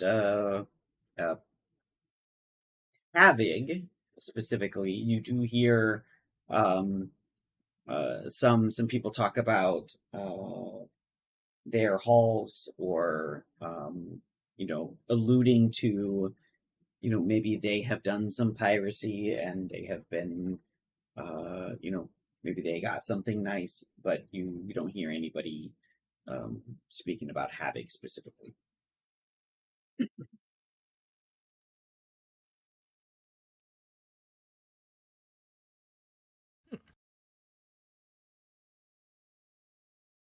Well then. Next! No, did anyone else have a destination in mind? Are we stopping for lunch? What's going on? I'm quite content I've got the staff, but we just need to find about the kids' parents and the other people, don't we now?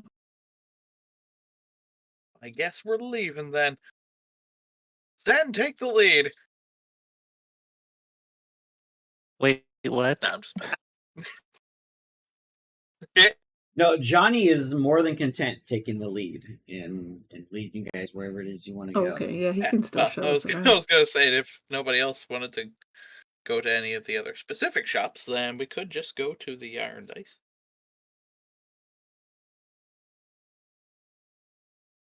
To the Iron Dice, please. Nope. Sounds good to me. Sounds good. I'll lead the way.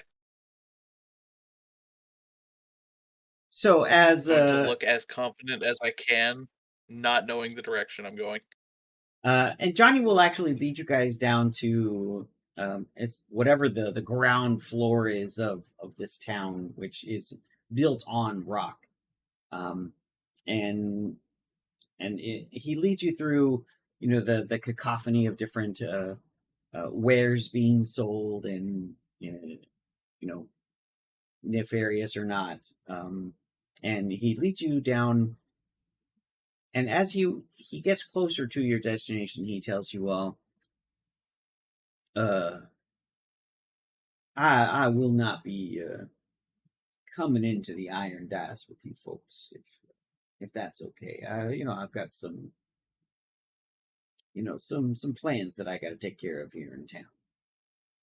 But I'll lead you guys there.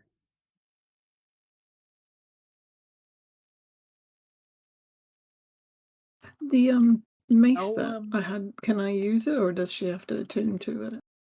Oh,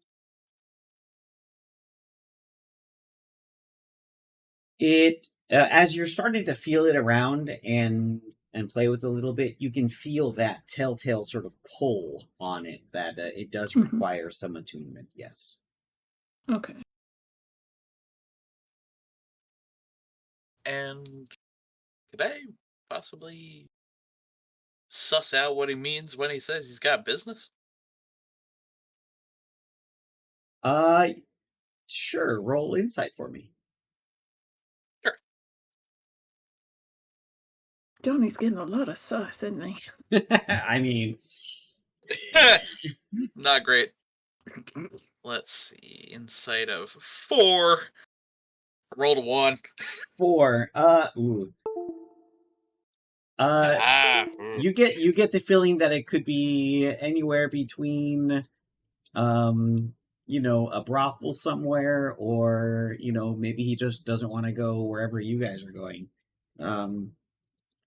Fun man, keep your secrets. Or maybe he's just tired of babysitting, his entourage. So you don't really know where he's going with that. Just he's got business.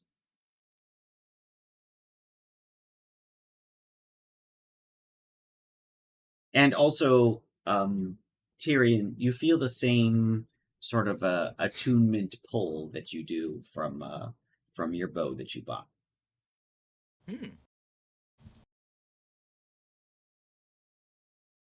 Well, time to take a long rest right now so I can attune to it. You can attune over a short rest. Yeah, just kidding. Does gambling count as a short rest?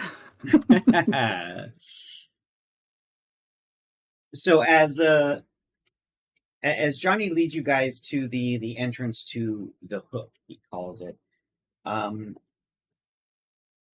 Naiades, you do get the feeling that Johnny doesn't want to go to the side of the sort of square area where the iron dice is. He's more like, yeah, you guys can see it. That's where it is.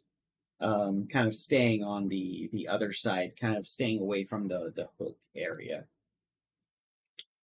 But he points out a nice, one of the more nicer buildings around here that is made of wood and stone, and you see there's a hammered iron plate above the door. Some well worn but well made wooden doors, and you just see it's painted in red at the top. The iron dice, and then it has two dice, two 6-sided dice that are painted in red, which is the same symbol that you see on the gambling chips that you have, Tyrion. I see. Onward and upward, then. And as you guys Nice, are man. looking at it, you can see, like, as he pointed out, behind, all of a sudden you guys see a very fast, sort of moving combination of colors, and you see some reds and blues and silvers just sort of scattering up the cliff behind the shop, or behind the iron dice.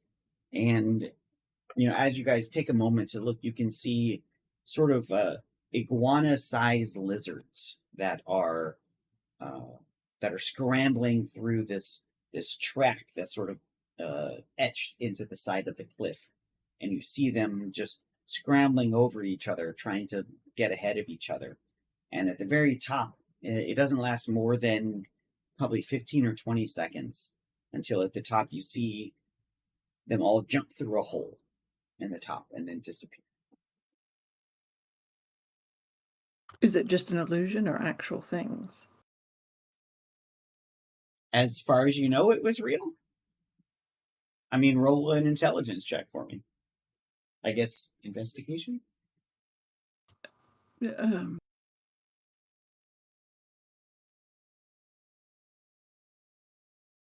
With the cool passive intelligence of 20, would I be able to know at a glance if this is... To both of you, it looks real. 22. It looks like there was a collection of multicolored lizards that just scrambled up the side of the cliff and jumped into a hole. And I mean, we were kind of told about this stuff. Yeah. I think because you pointed it out to the 80s, I think she might just kind of hang back and just chat to Johnny. It's like, you seem a bit uneasy going close to the building or establishment. Are you scared of something? Johnny's not scared of nothing. He pops his collar a little bit. No, I've just got some other stuff to take care of. And, why waste time? I like my gold where I have it in my pocket. And I tend to spend a bit when I go in there. So I only have to say no once if I stay out here. Catch my drift. Catch my drift. Very well. Just don't get into trouble. Ha! I can't promise that.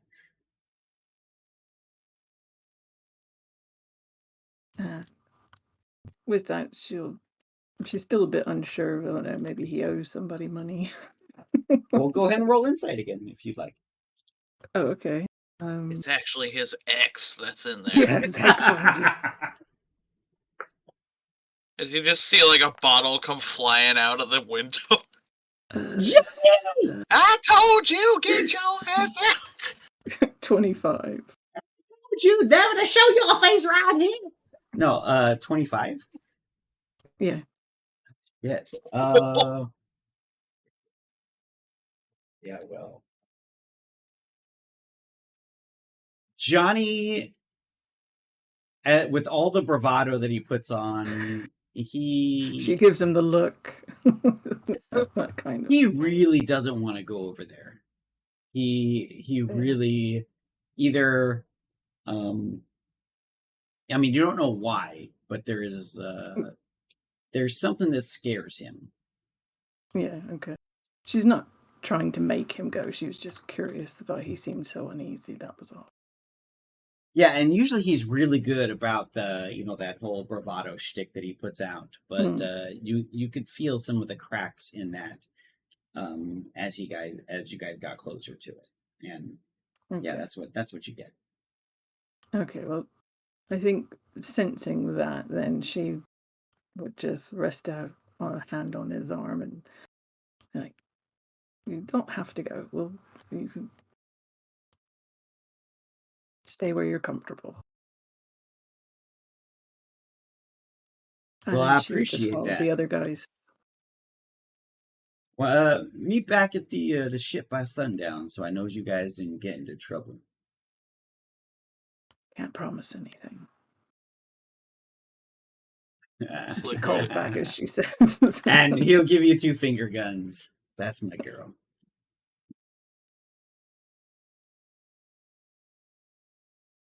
Well, good luck. And he's off. What are you guys doing? No, he's just catching up to the guys, so.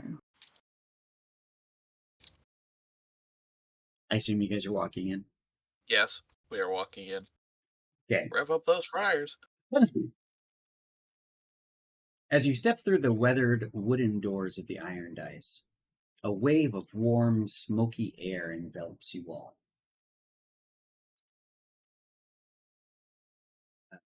Sorry, I clicked away because I haven't looked at Twitch in a little bit. What was that? Envelops you all, tinged with the rich scents of spiced rum and the earthly aroma of worn leather.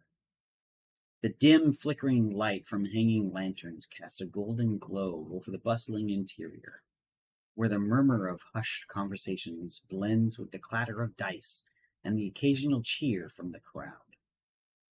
Your eyes dance over the rugged faces of seasoned gamblers and wide-eyed newcomers alike, all drawn to the promise of fortune that hangs palpably in the air. The rough-hewn stone walls, adorned with faded tapestries and the glint of metal from displayed weapons, tell tales of adventure and daring. Welcome to the Iron Dice. Tyrion's vibing. It's like, oh yeah, it's all coming together. And as you guys are kind of sitting there in the doorway for a moment, just taking in, you hear a kind of a high-pitched, scratchy voice next to you go, "Hey, you guys need chips?" And as you turn, you see you see a short goblin fella. He's got like this like a beret sort of hat on, and like a patchwork of different like multicolored clothes that don't really all match together. But he's just looking at you guys expectantly. Yeah, what's the buy-in here? Yeah, well, we got. I mean, there's different tables if depending on what you're playing, but nobody takes any gold here. You got to use the chips. Okay, so wait, is this guy asking me for No, as in something for chips, or no. He's the chips dispenser. He's just making sure you guys get to where you're going. If you need chips, then there's a place in the back that he's pointing you toward to exchange your gold for chips. Oh, okay. Well, much appreciated. And yeah, go walk out to the exchanger. So they have here at the chip exchange. They have chips in the one. Hold on, check this here so I don't mess this up. It's like the Chuck E. Cheese cash to token maker. They have 1 silver, 1 gold, 10 gold, and 100 gold chips. And if you have some of these chips, actually. Yeah. Um. Do I? Yeah, where did I put that? I didn't even remember about that. You have 5 10 gold chips and a 100 gold chip.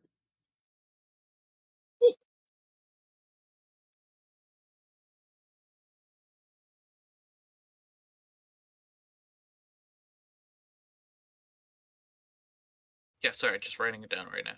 Yep. The seal Well, will buy anybody else? in 5, 10 gold chips. Tyrion will match that. Okay. And they'll point you in the direction. They'll say we've got Dana's spinner, which is like roulette. They also have a 12 nights on the 7 seas table, which is I'll get into details, I guess, if we want to, but it's essentially rolling to get specific numbers, 7 or 12. There's the lizard racing in the back. And then there's a few different Fortune's Folly tables, which is a sort of a combined betting game where you bet against the table on dice rolls. We can get into specifics as you guys like, but anybody Kind of else? want to try the 12 nights, mostly because I have no idea how either roulette or actual poker works. I mean, it's not actual poker. These are all dice games, but I should have brought my money now. I mean, do you want Just so for giggles, man. Gotcha. So roulette is very easy. Dana's spinner is essentially if you make a single bet on a number 1 through 20, and that number comes up, you make your money 20 to 1. Does it have the color options of red or black or? It has odd or even. Okay. So that pays 3 to 2. So 1.5 times whatever your bet is for odd or even. 12 nights on the 7 seas. Essentially, you roll 2d6. You put your bet in, however much you want to bet. You roll 2d6. If you hit a 7 or a 12 with your 2d6, you win. And you get 3 to 2, so 1.5 back. But there's a catch. If you don't win and you want to double your bet, you can add 1 more dice. and try and get your 7 or 12 again. But if you don't get 7 or 12, all your money's gone. So is it kind of like blackjack? No, not really. So you roll 2d6. You're trying to get a 7 or a 12. It's kind of like craps in that sense, where you're trying to Okay. roll a certain number. But you only get one chance, right? And if you don't get it on that one 2d6 that you roll, you can double your bet to throw one more d6 into it to try and get 7 or 12. So it's really like microtransaction-y, like, oh, you're almost there. You just want to throw in one more. Yeah, I think craps is so risky there. I don't even know how to play craps. I'm not even going to begin I to. know. There's lizard racing in the back. That is its whole sub game. I'm not even going to begin to talk about that unless you guys go back out there and play it. Fortune's Folly is it's a community table betting game where you roll a d8 and then everybody can raise, call, or fold. You want to get the highest number, right? You're rolling 3 dice and you want to get the highest one. So you roll a d8. Everybody, raises their bets like you would a typical poker game, and then after that, everybody rolls a d6. And then once again, everybody either calls, raises, or folds, and then you get a last d4. And then you repeat the betting process. And then once all of that is done, whoever is left reveals their dice, and the highest winner takes 80% of the table's pot. The rest, the other That's pretty good 20%, return. the other 20% goes to the house. So those are the 4 games that we have here at the Iron Dice. Is it? No, I mean, depending on how winny people want to be, if they have it, is there any way that they can manipulate the outcome, such as casting luck or something of that? Just have the 80s stand behind people and use the sending spell. Just like There are signs throughout this entire place that say no magic. Better yet, Tyrion can just use message all the time. I mean, you guys can do whatever you want to do. No, he's not going to. You're in a gambling den in a notorious pirate town. So a very reputable place. Yeah, it'd be fine. Go ahead, do it. It'll be good. It's fine. It's just a slap on the wrist, I'm sure. Oh man, I really want to spend that 100 GP chip, but I don't know where. Put it all on the roulette wheel. I'd say that would be risky, especially and the craps one. I'd say you're better off 200 GP down on there. Quote unquote poker one. 200 gold on the nat 20. Let's go.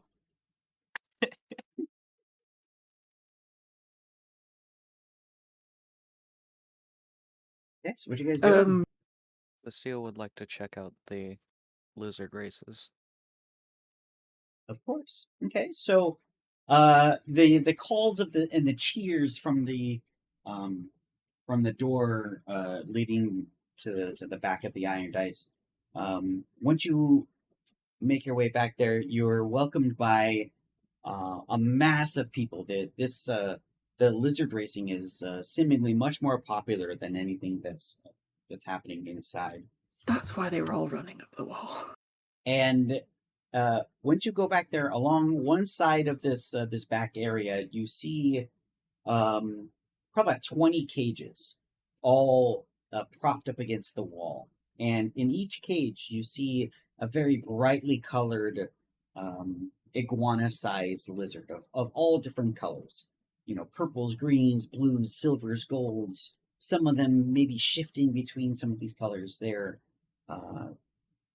just all on one side. And then in front, you see a bunch of people calling out and cheering on or next to a carved track that's built into the cliff face, where, as you saw before, some lizards were were climbing up and racing each other to the top of this cliff face where they enter in through a hole, and then you can see at the bottom of the racetrack they come back out as whoever gets to the bottom of the hole wins. And you see somebody there taking bets. You see a bunch of people hollering back and forth and cheering on their their favored racers, or maybe they lost a bunch. It's very chaotic if you guys have ever been to the horse races. Ye old NASCAR. No, horse racing and dog tracks is pretty fun. I don't like the dog tracks, but horse racing's fun. Fair. It is. Is very there a exciting. particularly red lizard? Do you go over there and check out the lizard wall? Hell yeah. Okay. So Well, what is Vasil's reaction? Lucille is uncharacteristically unenthused. Mm. A bit of an Okay. actually somber look to him. So as you go over and look at the lizards, each of the lizard cages has a little signage on it that has a name and the odds for that lizard that's hand drawn in like chalk that seems to have been erased and rewritten a bunch of times. And as you're looking across, at the different colors, you see a few red ones. You see more of like a blood red colored lizard. You see its name is Crimson Dart, who has the odds are 2-1 for this one. It's a bright, I'm sorry, that sort of blood red, sort of crimson color.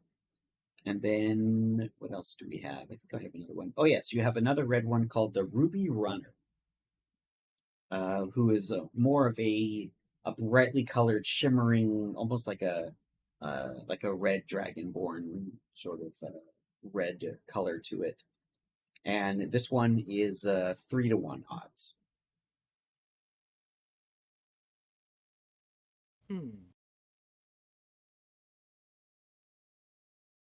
I'm attempting to do math and figure out if that is good or not.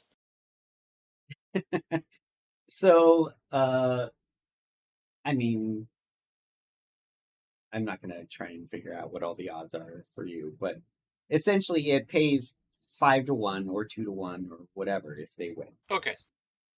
So if you put in one gold, you get 2 back for a 2-1. Yeah. Is there a particularly green one? Green. We have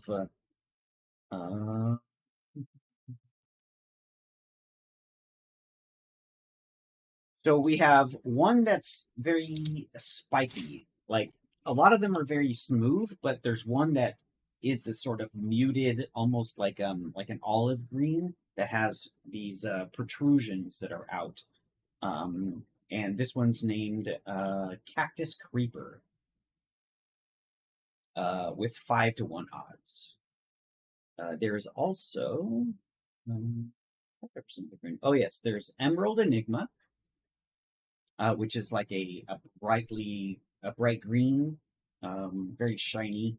That one's a 7-1 odds, and there's another more muted emerald green one called Flash Scale, and that one's 2-1.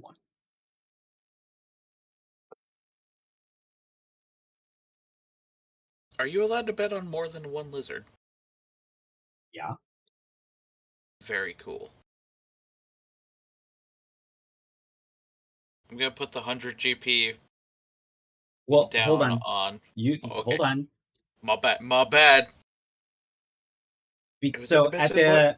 as you guys are kind of sitting there, and some of the racing happens, you can see that at the beginning of each race, they make a show of picking which ones are going in that particular race, and the the guy running it, you see him roll 4 large dice out in the open, which essentially picks which ones go in that particular race. So you don't really know which ones are going until they've been picked.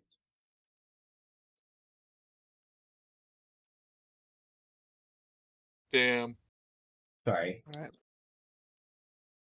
But if you guys if you guys hang out for a moment, we can see which ones you're going up next. Hell yeah. We'll see who's racing. Yeah, I'm content just to sit back and root my fellows on.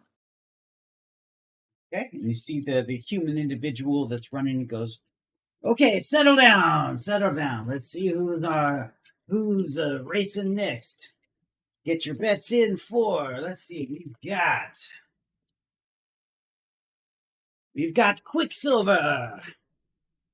Ooh, always a crowd favorite. We've got Ruby Runner is running today. We've got Sand Sprinter and Midnight Mauler. Bring him down.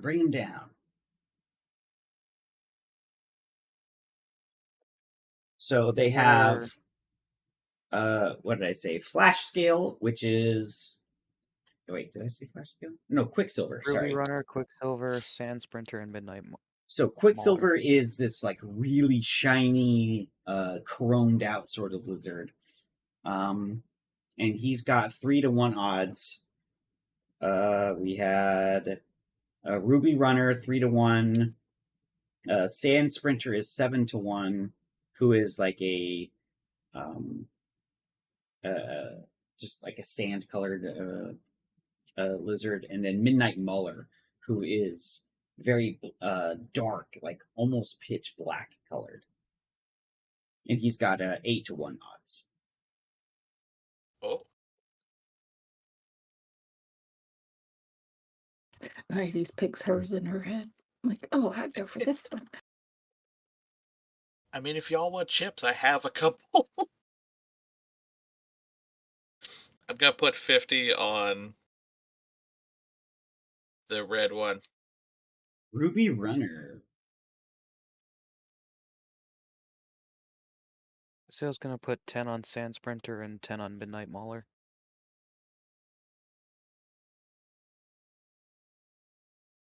And 10 on Quicksilver. Okay.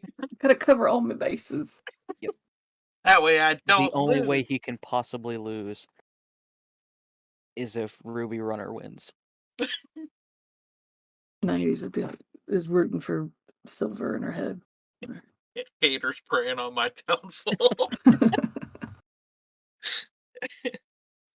I mean, the way he figures it, he either loses out on 30, gets his 30 back, or makes bank.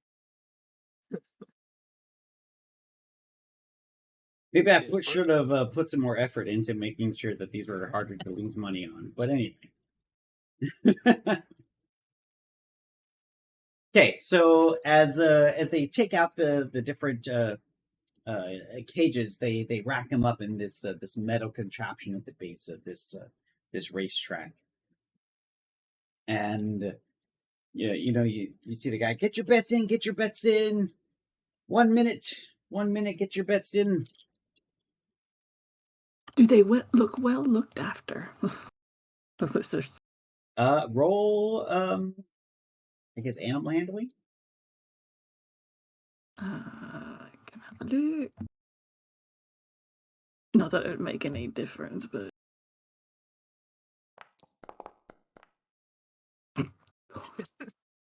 4 plus 5, so 9. There seems to be a lot of different degrees of activity and healthiness of them. Like, you don't really know enough about this species in particular, but some of them look a bit fatter and slower and maybe look more fed, but then like some of the more skittish ones look a bit thinner, like maybe they're emaciated, you don't really know. But they seem to be very varying degrees of thickness, I guess, but Yeah. kind of all you get. Mm. Okay, 5, 4, 3, and you see everybody else, starting to chime in on his count as he's counting down. 3, 2, 1. Bets closed. Bets closed. Bets closed. Let's see. And he steps up, and he's got his boot on this little metal contraption,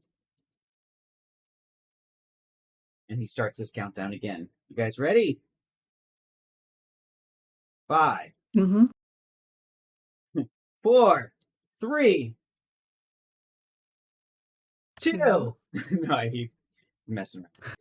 1, and he lifts up the gate, and all of a sudden the lizards bolt out in a flash of red and blacks and what are these, chrome and like this brown color. Let's see who jumped out to the front. They're all kind of neck and neck, where around the first bend, they're just all piled into the pack, and you can see the Midnight Mauler is kind of just like pushing pushing these lizards out of the way, trying to get to the front, as he's got a bit more weight behind him. And you can see, should put these down. Ruby Runner pulls out in front of the pack, as you see. He just jumped over Midnight Mauler's attack, and he's out in front, and the rest of them trying to catch up. Nothing really changes as they go around the second bend. And, you see Quicksilver meet up with Ruby Runner on the second turn. Now we've got Ruby Runner and Quicksilver out in front, kind of leaving Sand Sprinter and Midnight Mauler behind. And, oh my gosh, just as I say that, Sand Sprinter grabs the tail of one of the of Flash Scale and pulls himself neck and neck with the other three. I don't know if you guys can hear. I'm rolling dice to see who wins this thing. Mhm. How And far are these lizards from us? so you're pretty close. So they're on the third bend around. They're probably only maybe 40 feet from you as they're climbing up, going like this like hairpin track as they're going up to the hole in the center. And right now you've got Midnight Mauler falling behind the other three, kind of coming up in front. Go, Red, go! Oh my God, these guys are not breaking the pack. They're so close. Around the fourth bend, we're nearing the end here. It's gonna be a photo finish. Oh my God, Midnight Mauler catches up to the other guys. They are not rolling well at all. This is terrible. And we have just a pile of all of them, a combination of all these colors, as they are getting pretty vicious and attacking each other. And at the very end, as it gets to the top of the hole around the fifth bend, you see Quicksilver jump out in between the three that were fighting all together and jumps into the hole. Come on, Quicksilver. And out of the bottom of the hole, you see a flash of chrome. Quicksilver wins! No, I didn't put a bet on. Was that the one you wanted? Yeah, that would be the one I would bet on. Quicksilver. Hypothetically speaking. So you put a bet on one of you put a 10 gold bet on Quicksilver, right? Well, it was this. So you get Hypothetically, 30... how much would you have bet, 90s? I don't know, probably like 20. Okay, so you get Tyrion will 30 just slip 2 of the you chips. get 30 gold back from your winnings, but you paid 30. So, broke even. Not bad. We'll take it. Better than losing. But your friend Yeah. here is out his 10 gold. What? Let Yeah, so Tyrion the put 10 the gold. 100 on. No, that's just 10 gold, Is it? No, I did put 50, though. Oh, 50. Oh, I'm sorry. Well, you're out 50 gold. Yep, oh well. I can't keep track of this That's shit. the 50 I already found, so I mean. It's not that. We take a bio break here in a minute. Oh, yeah, When we no. got time. Now's a great time to do it. While they count their winnings. Yeah. It's 11:22 my time. 8 minutes, guys. We'll come back at 11:30. Thank you. It's a shame that we couldn't do something that show it on like the screen. The Yeah, stream. maybe eventually I'll figure something out for making it a bit more engaging or whatever. Like have like little paper cutouts scooting across the or something. I feel like that's a lot of work too, right? Yeah. Maybe maybe I can script it. Maybe I'll figure out how to script it. But I need to hit the bio too, so I will be right back. Yeah. All right. See you in a bit.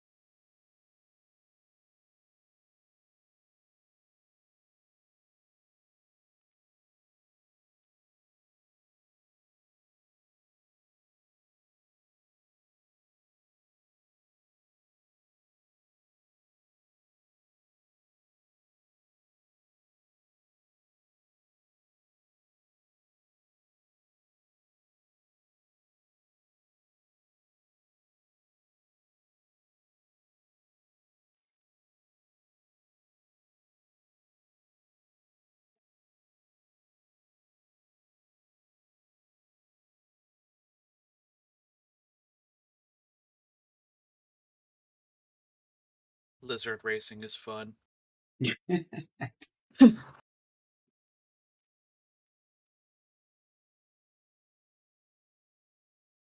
Well, it was fun putting all the different lizards and odds together.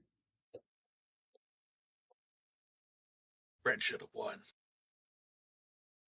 Grudge. No, that was cool. Just makes me want to do racing skiffs. You know, putting together racing teams and actually do airship Still gotta racing. do that sometime. Yeah, it's on the list. Like as I started to set this up, I was like, oh, it's too late to work in like real airship racing into this place. So that'll be sometime later. It's definitely a cool premise. Well, there's a whole bunch of actual racing rules, like racing skiff rules in the Sordane book. Well, in one of the, I was going to say DLCs, one of the monthly releases that they did have racing rules for racing skiffs and such.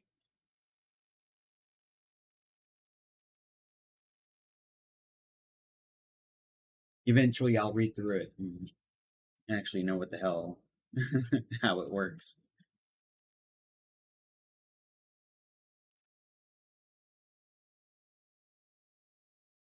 Is everybody back? I saw Mm-hmm. Chris, and I guess we're just waiting for Will and Luke.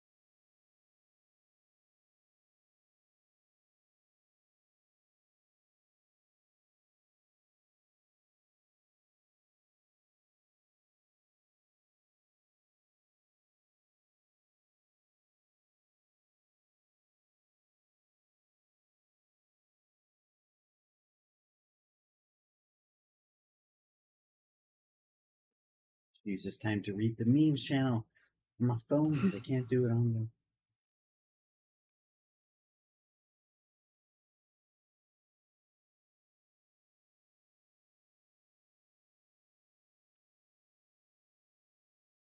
the.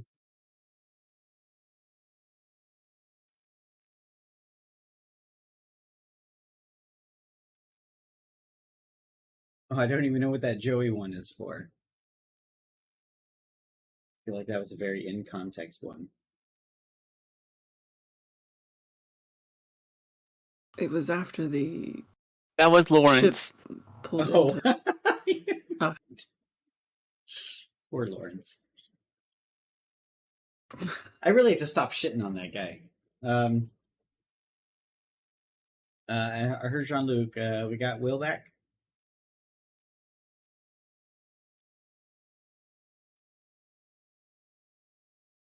I will take the thumbs up as a yes. Sweet. Okay, so with that said, let's get back into this. So you guys fresh with your winning purses and losing purses. You guys have taken in some of the wares that is the iron dice. Where do you go to next?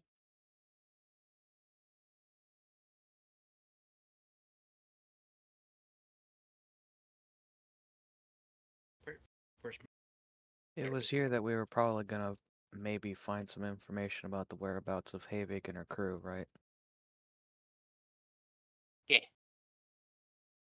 Yeah, so I'll go over to the roulette, the Dana's spinner table. Yes. Okay. Took me a second to get the name. Dana, by the way, guys, is the god of luck. Yeah. Okay. Okay. And you can see everybody's kind of crowded around. There's two of these tables here in the Iron Dice, but only one of them have a crowd of people around it. Seems like everybody's focused on that one.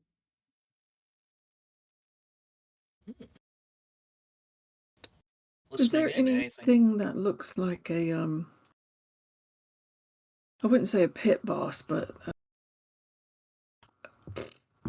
Mosh pit. No, someone who's overlooking, who's in charge but not participating.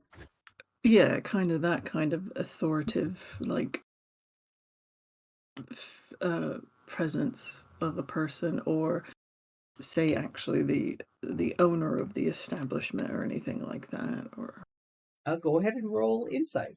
Let's see if you can glean the position of some of these people that work here. that's so great. 4 plus 8.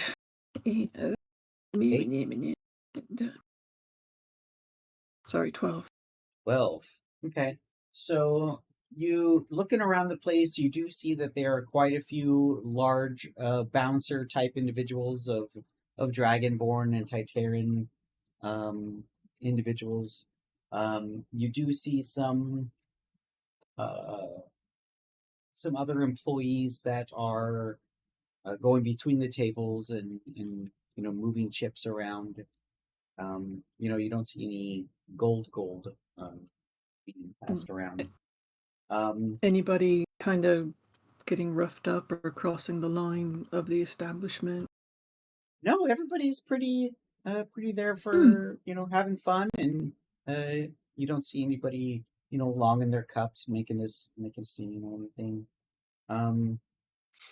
You do see with a 12, you do see some people, one at the front and one standing over by the chip exchanges that are certainly not there to have fun, and they are certainly not large enough to be bouncers.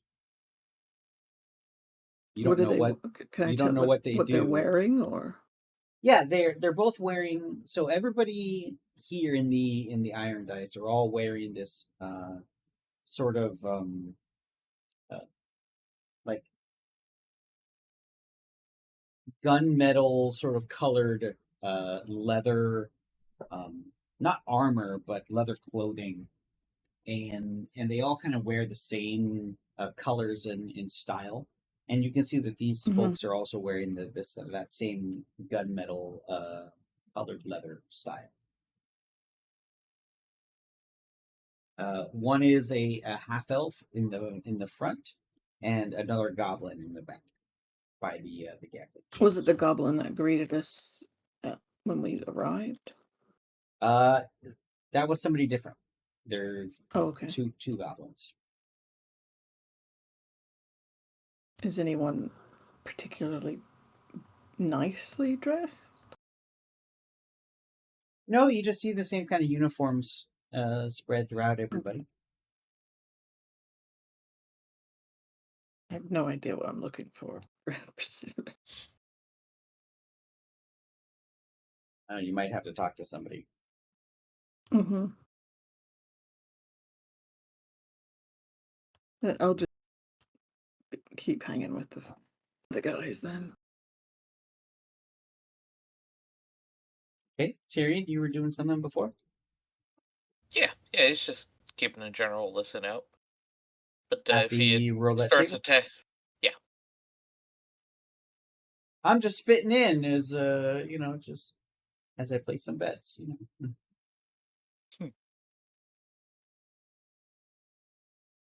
listening in, but if he starts attracting attention, his bet is 11. Oh, okay. So you are gonna place a bet on one of the. Just 10 gold to start with. Keep a low profile. Low profile. Okay. As the spinner wheel rolls around and everybody's cheering, waiting for the small ball to stop, you see it bounce as it bounces off the table. It bounces off the table. Sorry, mine. Oh. Drinks on the house. There you go. It lands on 12. Well, You know.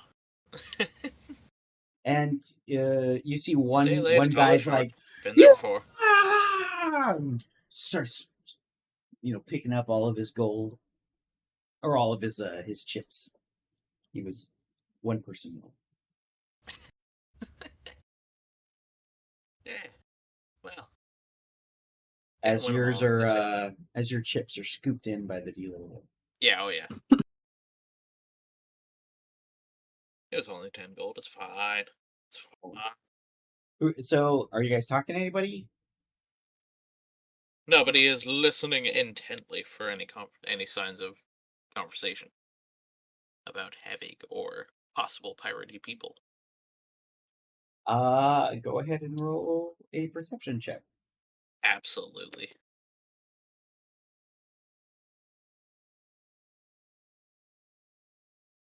Ooh, 22. 22.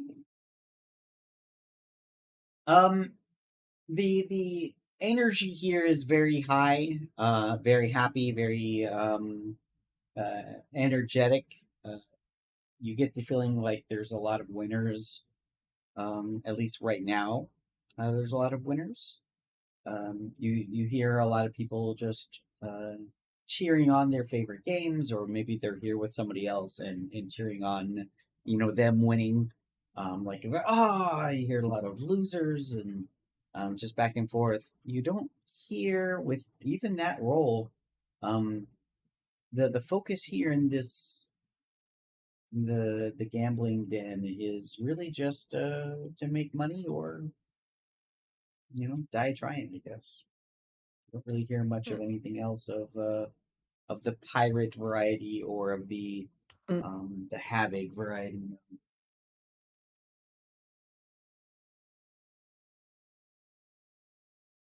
As the games go on and time progresses, Vark's gonna keep an eye out for people wearing a jacket of like similar make and or style to the one that I think Tyrion's got. It's got like the badge on it. Yeah. Is Tyrion wearing that jacket? Oh, no, he definitely would not Oh, have. yeah, I wearing- figured he wasn't. No, I don't. Yeah, I don't think he's wearing it. And I had I had it in the back of my head that you guys were always kind of on the lookout for those with all of your perception checks. You guys haven't seen any in the town of that style, and even here in the Iron Dice, you don't see anybody dressed like that either. Dang, we're combing the Is desert there anyone? hair pick.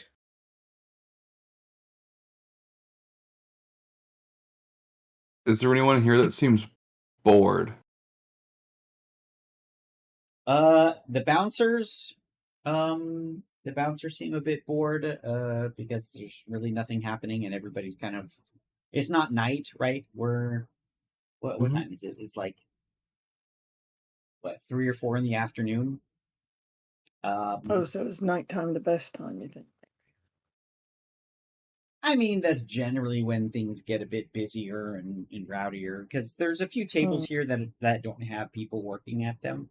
You get the feeling that there can be a lot more people packed into this place. But both the bouncers and the two people that I mentioned earlier, the goblin and the half elf, that are kind of just watching everything. They, they look like they want to be doing other things. Sure. So first with the half elf, Varric will try to like nonchalantly just either like lean up against something that's near him or just, make himself comfortable nearby. Not too lively here, huh? We could find more interesting activities.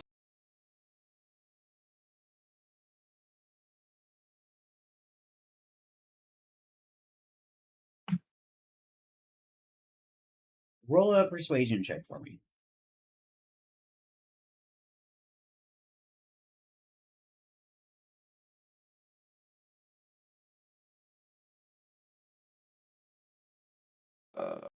Well, 19. Ooh.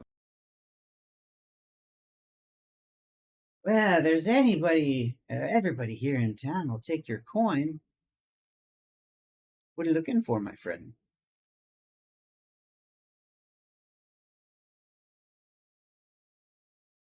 And Varric would just raise an eyebrow, look this guy, sorry, was it a female or male? Male. The half elf.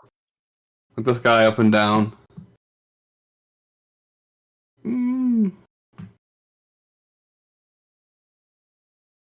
Something a bit more entertaining.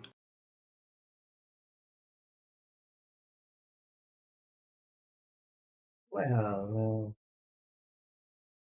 right now, middle of the day, this is about all you'll get with the lizard racing. If you know the right people, maybe you could find some more crimson entertainment.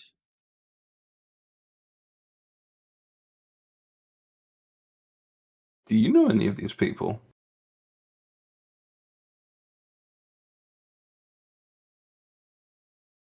I think that's a question for friends. Forgive me, I don't get out too much, and name's Varric. Varric, nice to meet you, Varric. You reach out to shake his hand. Yes, with an incredibly firm handshake. To really get a grasp of this person's grip. Strength check. Not quite. Character check. Yeah. And he'll meet your strong handshake. And maybe you take him aback because he maybe wasn't expecting the character check, but he gives it to you as much as you're giving back. Varric, nice to meet you. Thalion. There. Now we're friends. Now we know each other, my friend. See? Friends already. And he's conversing with you, but you can see he'll look at you and say something to you, and then he'll kind of shift his focus back to the floor area. Kind of just keeping the conversation going without really putting his whole self into it. Can I see what he's what he's watching? Yeah, I mean, I feel like it's kind of obvious the way he's looking. He's looking out over the floor, all the different the tables. He is, not a bouncer per se, but making sure things are going smoothly here at the Iron Dice. A pit boss, I guess, if you. Yeah. Mm-hmm. Well, Thalion, seeing as we're new friends, and I'm, new in town, as I'm sure I made painfully obvious. Perhaps when you're finished here, you can show me a bit of the ropes, where I can find the really good entertainment. Out of character. Sorry. No, go Would ahead. it be because I think, but it's not 80s character, but the dude might be up for a bribe. to just like, you know, I gotcha. to like show that you're more interested and like for some other kind of whatever amusements he might be thinking you're thinking of. I don't know.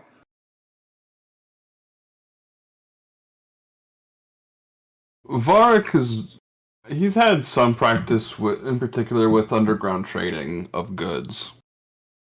And he's got a particular method about trying to go about it. That he's trying to more or less suss out with Thalion at the moment. Oh, okay. Okay.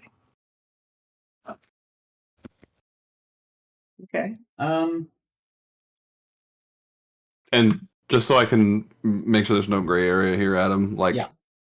Varric is not looking for like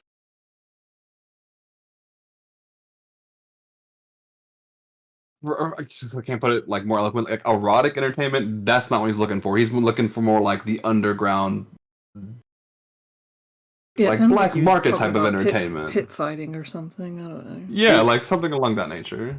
And that's what he was alluding to with the entertainment of the Crimson variety, not of the. Yeah, that's what I was saying. Like that's what And it sounded I just like wanted to Adam make sure I yeah. was like my point was coming across.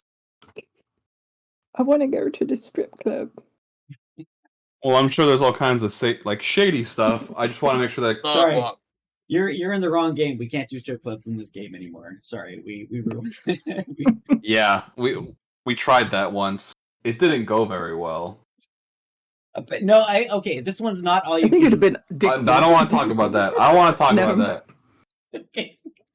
Let's move on, please. Please.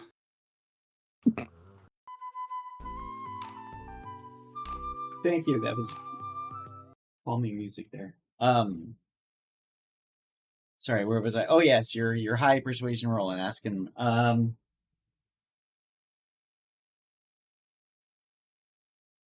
Well, my new friend, perhaps if the roulette or not roulette wheel, the spinner, maybe had a few more coin under or a few more chips under it, maybe I could point you in the right direction.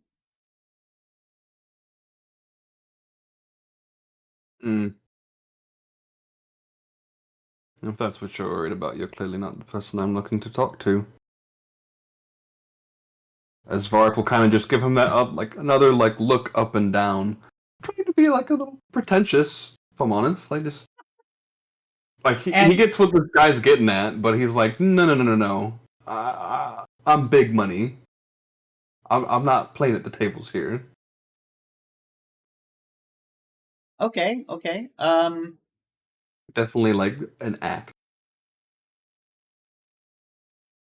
And he gets what you're, he feels like he offended you maybe a little bit with that.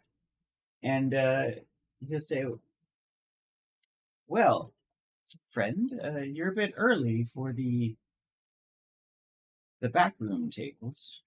You come by later tonight, it does get a bit lively in the back, if you've got the coin.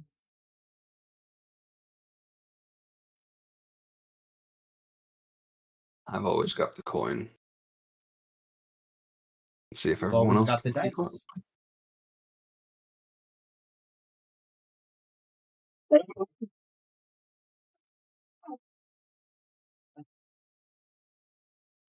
Excuse me, sorry.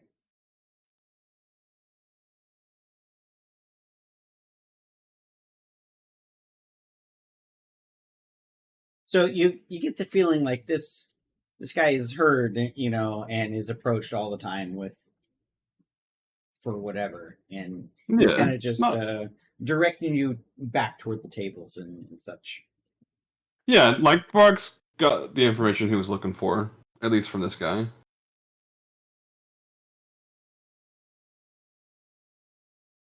I mean, he was open to giving you more if you were to spend some at the tables. It's kind of where he was going with that. Could I Just because I can't think of a way, like, in character to do it. Like, I'll just do it out of character. Like, could I think of a way to, like, oh, I came in with, these are my buddies here. We're all with Johnny. That doesn't count for anything. My friends, like, my group's been gambling this whole time. Okay, so question 1. Are you throwing You out actually Johnny's name? drop. Yeah, I wouldn't name drop Johnny, but Oh, wait, movies no. didn't say that. Yeah, to them, to not be with him honest. here.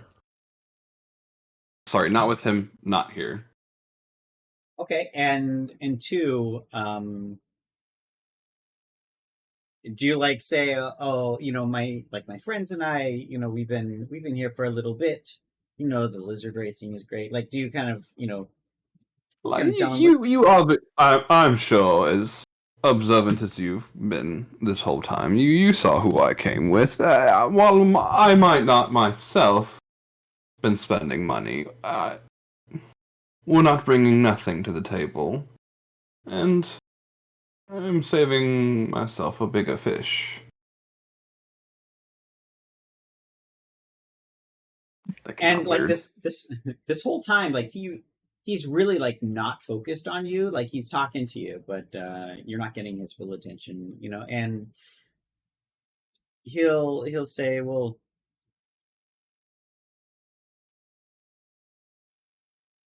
say,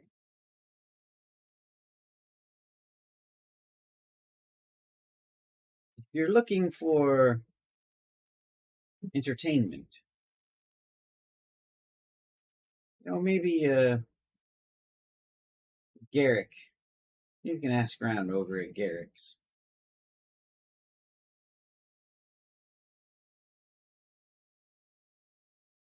As he keeps looking, go ahead. Just don't tell him it came from the Iron Dice, will you? Sure. And in an effort to get him just kind of like talking and like just focus on talking and looking, and why might that be? Where might that be? No, why? And out of character, like I'm not actually wanting the answer. I'm just trying to distract him just a touch more, as he seems distracted already. As like Vark's gonna give him like a slow look up and down. Does he have like identification, like some sort of tag, like anything sticking out of his pockets? Anything that's of significance, a pin? No, he doesn't. They all kind of have the same rudimentary outfits on. Kind of like maybe they're all off a rack in the back. You don't really know, but they all seem very samey, and there's not really anything that makes him stand out over the other ones. But when you say why is that, he'll say, maybe there's some fighting going on in that direction. I don't know. I've heard some things.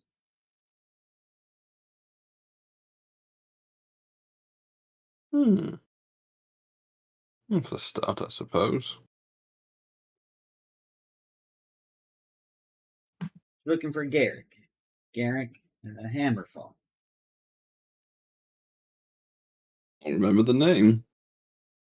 Much appreciated. Of course. Now go spend some gold. Win some gold, I mean.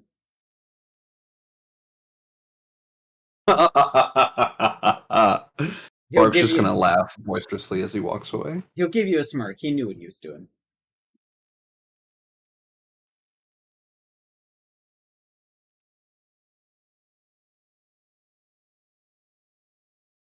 Am I told to go spend money?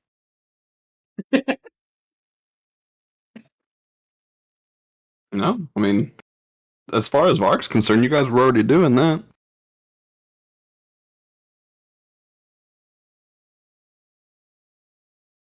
I mean, you guys are down like 60 or 70 gold already? So, having finished his conversation, is everyone else like grouped up, or is like? I would assume I've already spent my other 4 10 GP gold things and just lost. Oh, Yes, put it on 11 all 4 times. you put on 11 all 4 times? Let's see. Let's see what you get. Hold on. I have a special spinner D20 that I'm using for this. Let's see. Another 12. What have I Oh, got? Let's no. see. 19. Lucky number 19. We got 2 more rolls for your. Oh, let's see. We got a 2. We've got a 2. Sorry, let's see. Last one. Lucky number 11. 9. Oh, well. You know, maybe I'll do those publicly the next time so you can see them. Just make sure I'm not cheating. I only spent like 50 gold here. I'm gonna keep the 100 GP chip. So as we were better like, luck next time. Platinum well. chip. Platinum chip. as we're like congregating and going over, winnings, losses, what have you, Varric will, amongst the chatter of the crowd, he won't say it too quietly, but enough to where, no one around is going to be able to eavesdrop too well. We might have a bit, something to check out when it gets later.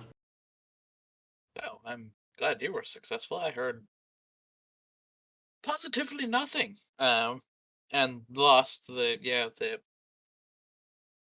except for this. Holding up the 100 GP chip. Yeah. As he's 90s lost will all also, of his other chips. I think, pipe in and be like, yeah, I meant to catch up and let you know something, but probably here is not the best discussion. Well, I mean, if the games here are anything like the games at the Belt, this might be the only place we could get a discussion in. As Varric would just kind of gesture, like, how loud is the ambient sound here? It's pretty loud, even for the limited amount of people. There's constant cheers going up and down from the outside, from the roulette wheel or the spinner wheel. The other more dice gambling tables are a bit more muted. Those are kind of the gambling regulars that are just kind of always here. The serious ones. Is there like a dedicated bar? Yeah. With a lounge that has booths? No, there are no booths. All Standing tables? standing tables and some sitting tables. Perhaps we, discuss our winnings and losses and have a seat. Like, out of character, more or less, just trying to blend in as we discuss things, because unless we want to go somewhere discreet, I think hiding in plain sight will be pretty easy. So as far as, like, talking about stuff. Hell yeah.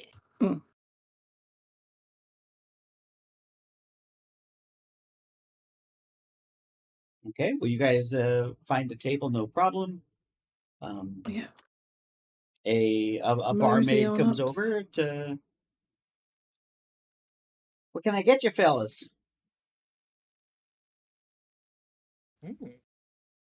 And Phil lady. Is there a menu of any sort?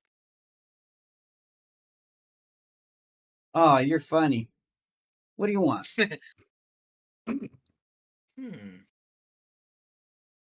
happen to have bourbon back there, would you? Of course. You have Lozanda Black. I'm sure I can scrounge up some for you. Like, that was just some random, like, bourbon that would have, like, Barrick would have been familiar with. I got you. Hell yeah. I'm laying down what you're putting out, honey. Well, all right. Anybody else? No. I seem to have lost all my money. Oh, don't worry about it. We're here to enjoy ourselves, dear. Agreed. 90s will keep an eye on the lady, the waitress, barmaid to make an egg. Out of character, I don't care what happens to my character's gold, so we can just spend it. Okay, we've got some Lozandar Black, and do you want the good stuff, the good bourbon, or the not so good bourbon?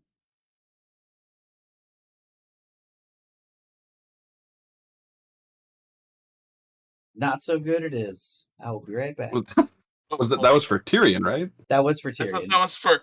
Oh, my bad. I thought that was for Frank. Okay. No, because Good stuff. Oh, the Lozendar Black it's a rather high end bourbon, and at least when it's local, I don't know how it will be imported.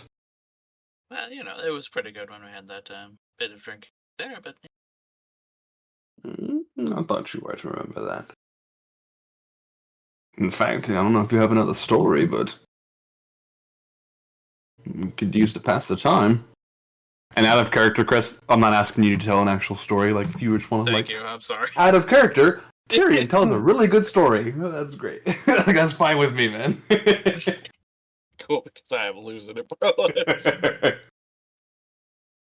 and very shortly, you guys are given your double pour highball glasses of Lozandar Black. And she makes herself scarce. Cool.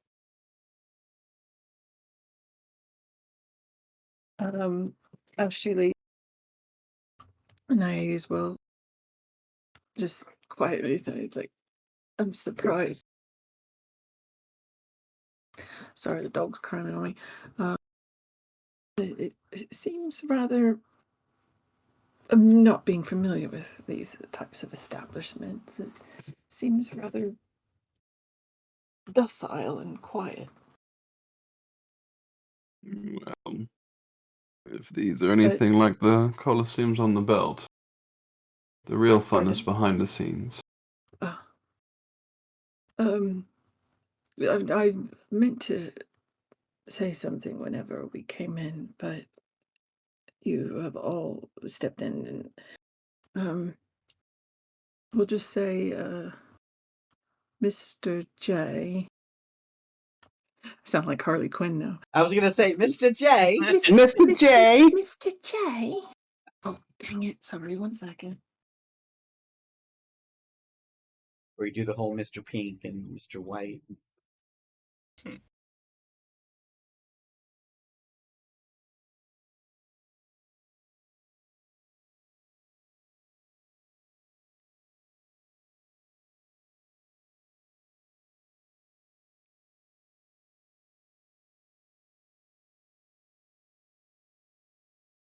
Either someone is drag racing down the street, or I'm hearing something weird. Sorry, the dog wanted out again.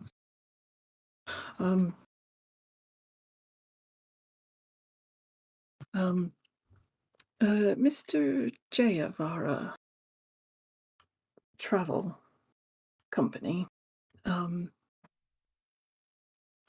did not seem very comfortable with this surrounding. Yeah. As in, he just getting the sense he was worried about some things. I don't know if it's somebody or something about this establishment, but Well, yeah. it might have been a bit presumptuous of me, but I got the feeling that he might have had a bit of a gambling problem. No, I think it was more than that. If it was a gambling problem, then he could potentially owe money, but it just.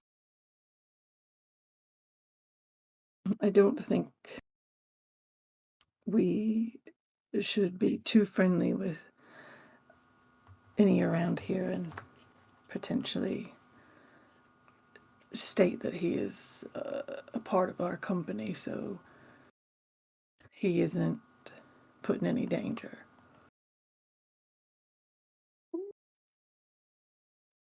I mean, that's an excellent idea.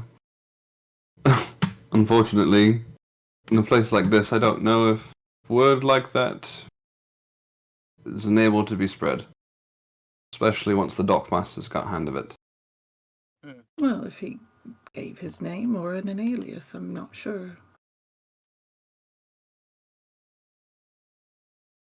Well, Be what it may. But just I thought I'd share with the just it's a feeling, an intuition of sorts. So you get the feeling that Johnny is very memorable, named or otherwise. Oh, of course. I can imagine once word gets around he's there, but we just don't want to help because out of character, you're thinking of if people knew he had friends, it could put their friends in danger to get to him, kind of thing. So it's Yep. not just to protect him, but to protect ourselves. well, if you think about it, if he's in trouble with people, they might be the people we're looking for. If he's that scared of them. Well, they might know. I mean, we're here looking for pirates. We haven't really come across much of anything so far, it seems. Well, there was mention of whisper as contracts of some sort. Is that is contract in reference to what do they call bounties? If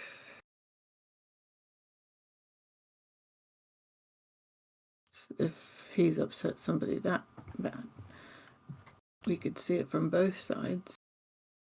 There could be a bounty on him. That way we can keep him safe. Both Tyrion and Vasile would kind of have an idea about what he meant by that, and kind of that underground sort of contract word can be anything. Essentially, in the underground, the only thing that's that your word is good for, or the only thing that you're good for is your word, right? And that's how kind of this area or that area works. People take contracts out on, maybe it's a assassination, maybe it's a smuggling contract, maybe it's a whatever. But those contracts, right, are written, by somebody. And yeah, I'm kind of expecting there's a notice board saying sir and sir, I think, but I don't know. I feel like I'm barking up all the wrong trees at the minute. Well, all you know is that it happens at the hook, which you guys didn't really jump into. This iron dice is kind of at the entrance to the hook, and you guys didn't really go deeper into it Not yet, anyway. yet. I don't know, maybe we should have a wander down the hook. Yeah.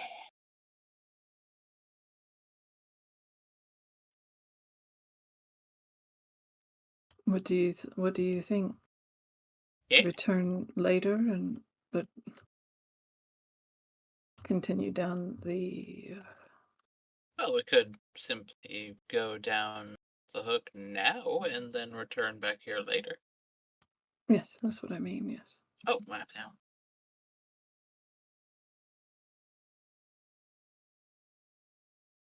Well, if we're all in agreement. Sounds like an idea. And so away we go.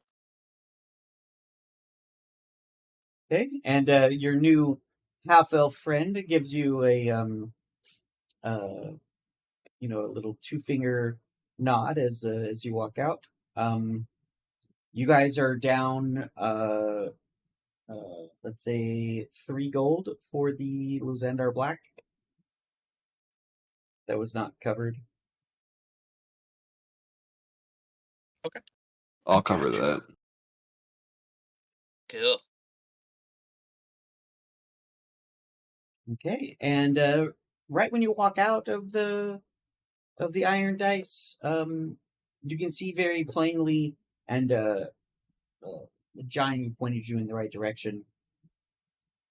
There's a walkway that kind of gets a bit quieter. Like there is a hustle and bustle of the town kind of in one direction, but in the other direction down this walkway that gets thinner and thinner, and as the walkway turns, you can see along the walkway there's a bunch of small stalls, and some of them are open in the front with like uh, tent fabric, right? Some of them are more built, right, out of wood, and they have doors. Um, it's a very mishmash of whether or not they're open or closed, but they all have different letters on the outside. In large, there's a large a panel, and on that you see different letters. You see an A in the common variant of it, right? You see an A, or you'll see a W and an L. Just Would it be common knowledge of what these letters are? Are they shops, or are they just private homes, or could you tell by looking at it that if they were? Vasile and Tyrion, go ahead and roll a history check for me. I got you, homeboy. See if you're familiar with this style of underground. How does an 18 do on history check? Well, let's see what Vasile does. 27. 27. Puggies. Okay. Yeah, I rolled an 8. So this is one layer of protection to whatever's going on here. The letters themselves, they stand for some sort of service, right? But if you don't know what service it is that you're looking for, right, then you don't know what letter it is you're looking for. And if somebody has referred you here, then that someone will refer you to the right place and the right letter to go. And if you don't know, then you're not in the know, and it will be very obvious if you're not in the know. So this is just a layer of protection that they can employ in plain sight, while keeping this more open to the public, while also being a very word of mouth trusted business.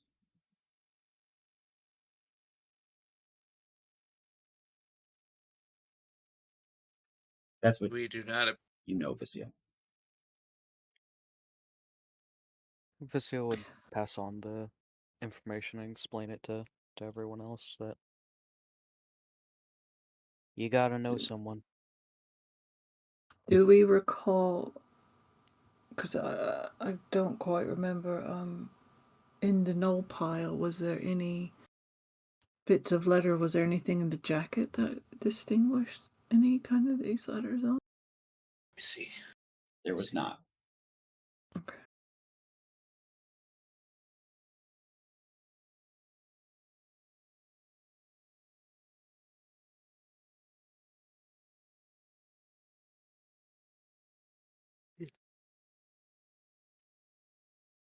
Are you guys like walking, or you guys kind of like got to that and stopped, or are you guys still perusing down the rest of the hook? Vasile would have stopped everyone to explain that to them.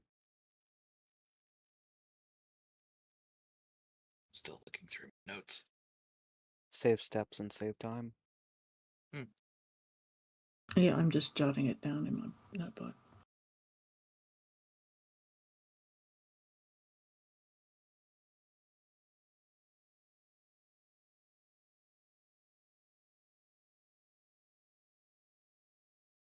So while you guys are kind of standing there at the entrance to this place, kind of talking amongst yourselves, as Vasile's explaining this, a large Tataran individual man walks up to you all, and very nonchalant and very open as he steps up. You guys look a little lost. Can I help you?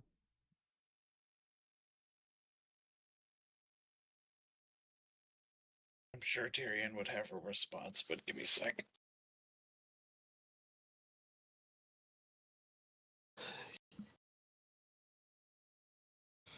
Well, you could say that. I Not did exactly say sure that. what we're looking for at the moment. Well, I'm afraid I can't point you in the right direction down this street. But Broken Tooth has a lot to offer. So we've seen. Maybe I can help you find something. Well, I wouldn't be quite opposed. Though we would have to be a bit later.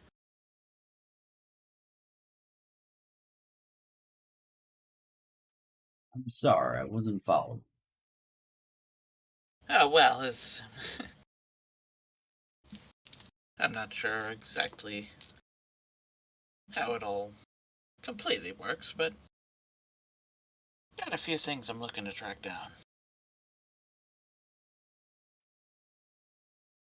Well, like I said, I can't point you in the right direction down this street. We're looking for seafood. There's a wonderful seafood shop. Looking for trinkets, spices.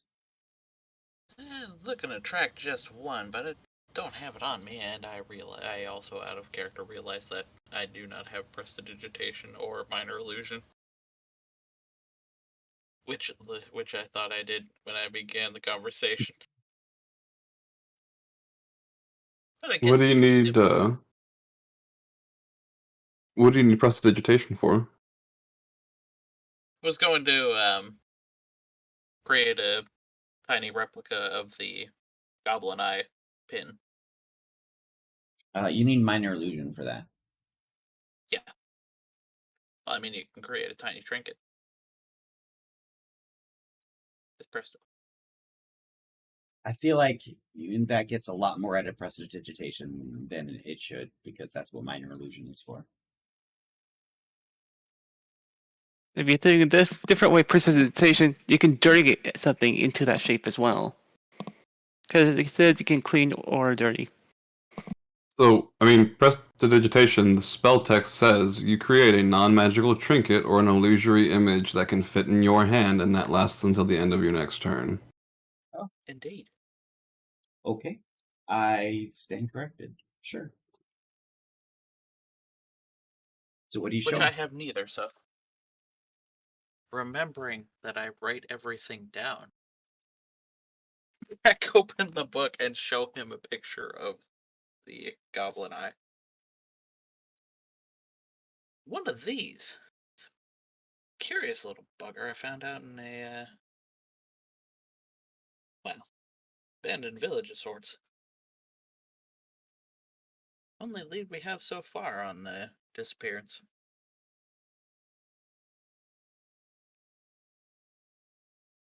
You're gonna get a very the Rock sort of eyebrow kind of like go up as he looks at you. As he attempts to make himself look like he has no idea what this thing is.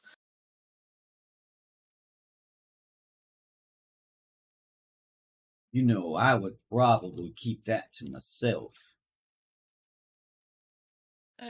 Like I said, fair enough. Not exactly from around here. Make sure that you know who you're talking to before you start flashing that around. Because Do you mind if I interject, Chris?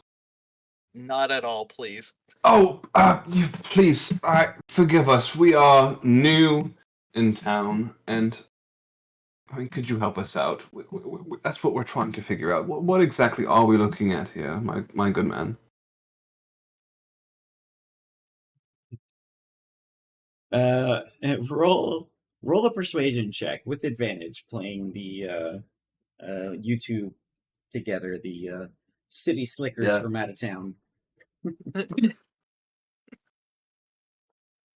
Even with advantage, that's not good. Thank God I had it though, so it's a lot better. 11. 11. Dog, I think we're gonna have to kill this guy. No, I got this. I got this. That's What you're looking at is something that can get you in trouble if you're not speaking to the right person. The right person Oh. being someone who likes you. Well, I mean, seeing as you're nice and strong chap, yes, I'm sure you're here to prevent trouble from happening. Perhaps you can point me and my friends in the right direction of this person to speak to. And he'll point at the image. That way we don't cause any trouble that you have to take care of. Let me look at something.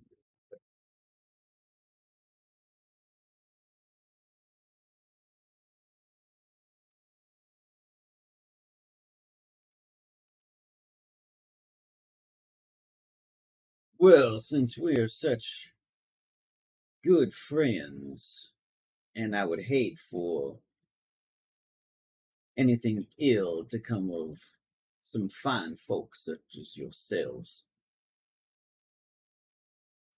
I would at least do a little bit of research. I'm sure Arisa can help you over at the Page Mage. And how exactly might she be helping us? Forgive me, we are absolutely green. I've barely been out of Lozanda myself.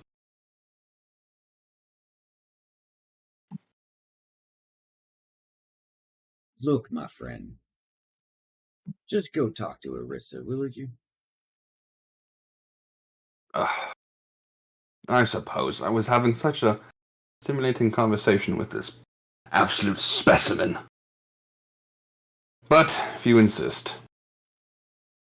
You do get a genuine smile, or a seemingly genuine smile out of him. I just need you to be safe around these parts, will you? Oh, with your help? Seems more likely now, yes. Curious as to why you take an interest in strangers.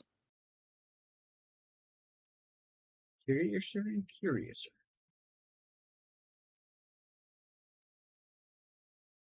I'm sorry, it was Arisa at the what? Arisa, Page Mage? Erisa at the Page Mage. Yes. Risa at the Page Mage. I'm sorry, are you getting physical description on this guy? Or is he just random Sounds guy number buff. 4432? He is a hold on. Oh, Titaran, that's right. He's a You said that. Titaran. Okay. I don't remember his name. I mean, he could have been shorter than Barak, and he still would have talked to him that way.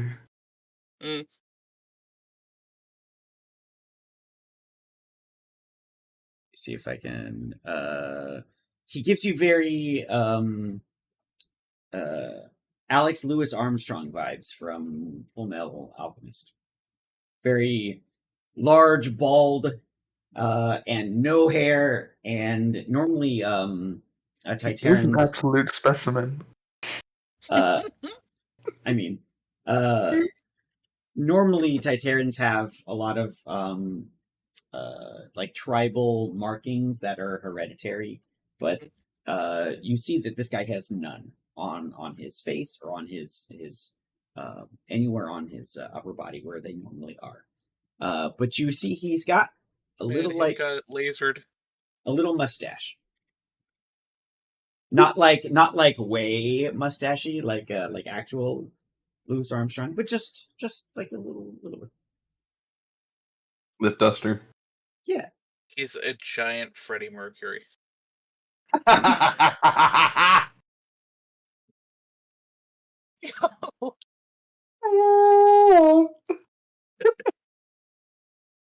Quit making this guy so handsome. I I'm will have to go back. I will go back and talk to him. This absolute hunkly man. Absolute unit.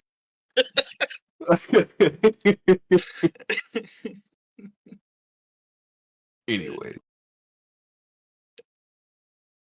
I guess to the page. listen. Anyone had something else? No, I don't know what to ask anymore if I'm honest. Out of character. Okay, well it's 12:30. Do we my time at least? Do we still want to be doing this? It feels like we're kind of winding down, and maybe we want to do this more, research focused and question focused when everybody's spry. Sounds like I would good. appreciate it.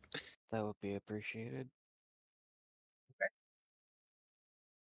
I mean, I'm not tired at all, but then again, I have to like be on all the time for this. So. I got school tomorrow. Man. Okay, well then here, let me wind this down. Man, I still need to write the outro scripts. Shit. ChatGPT, write some outro scripts for me.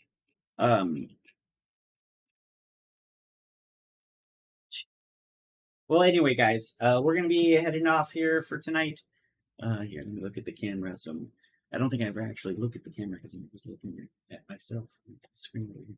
But thank you all for joining us tonight while we traveled to Broken Tooth and figured out maybe a little bit about what this nefarious town is. It seems a little bit more friendly than maybe you guys were expecting. Let's say check some last minute. Oh, appreciate that, 90s. Anyway, thank you all for joining us. We'll be back next week. Same bat time, same bat channel, which is a different outro. Probably shouldn't be using that one. But anyway, thanks, guys. Have a wonderful night.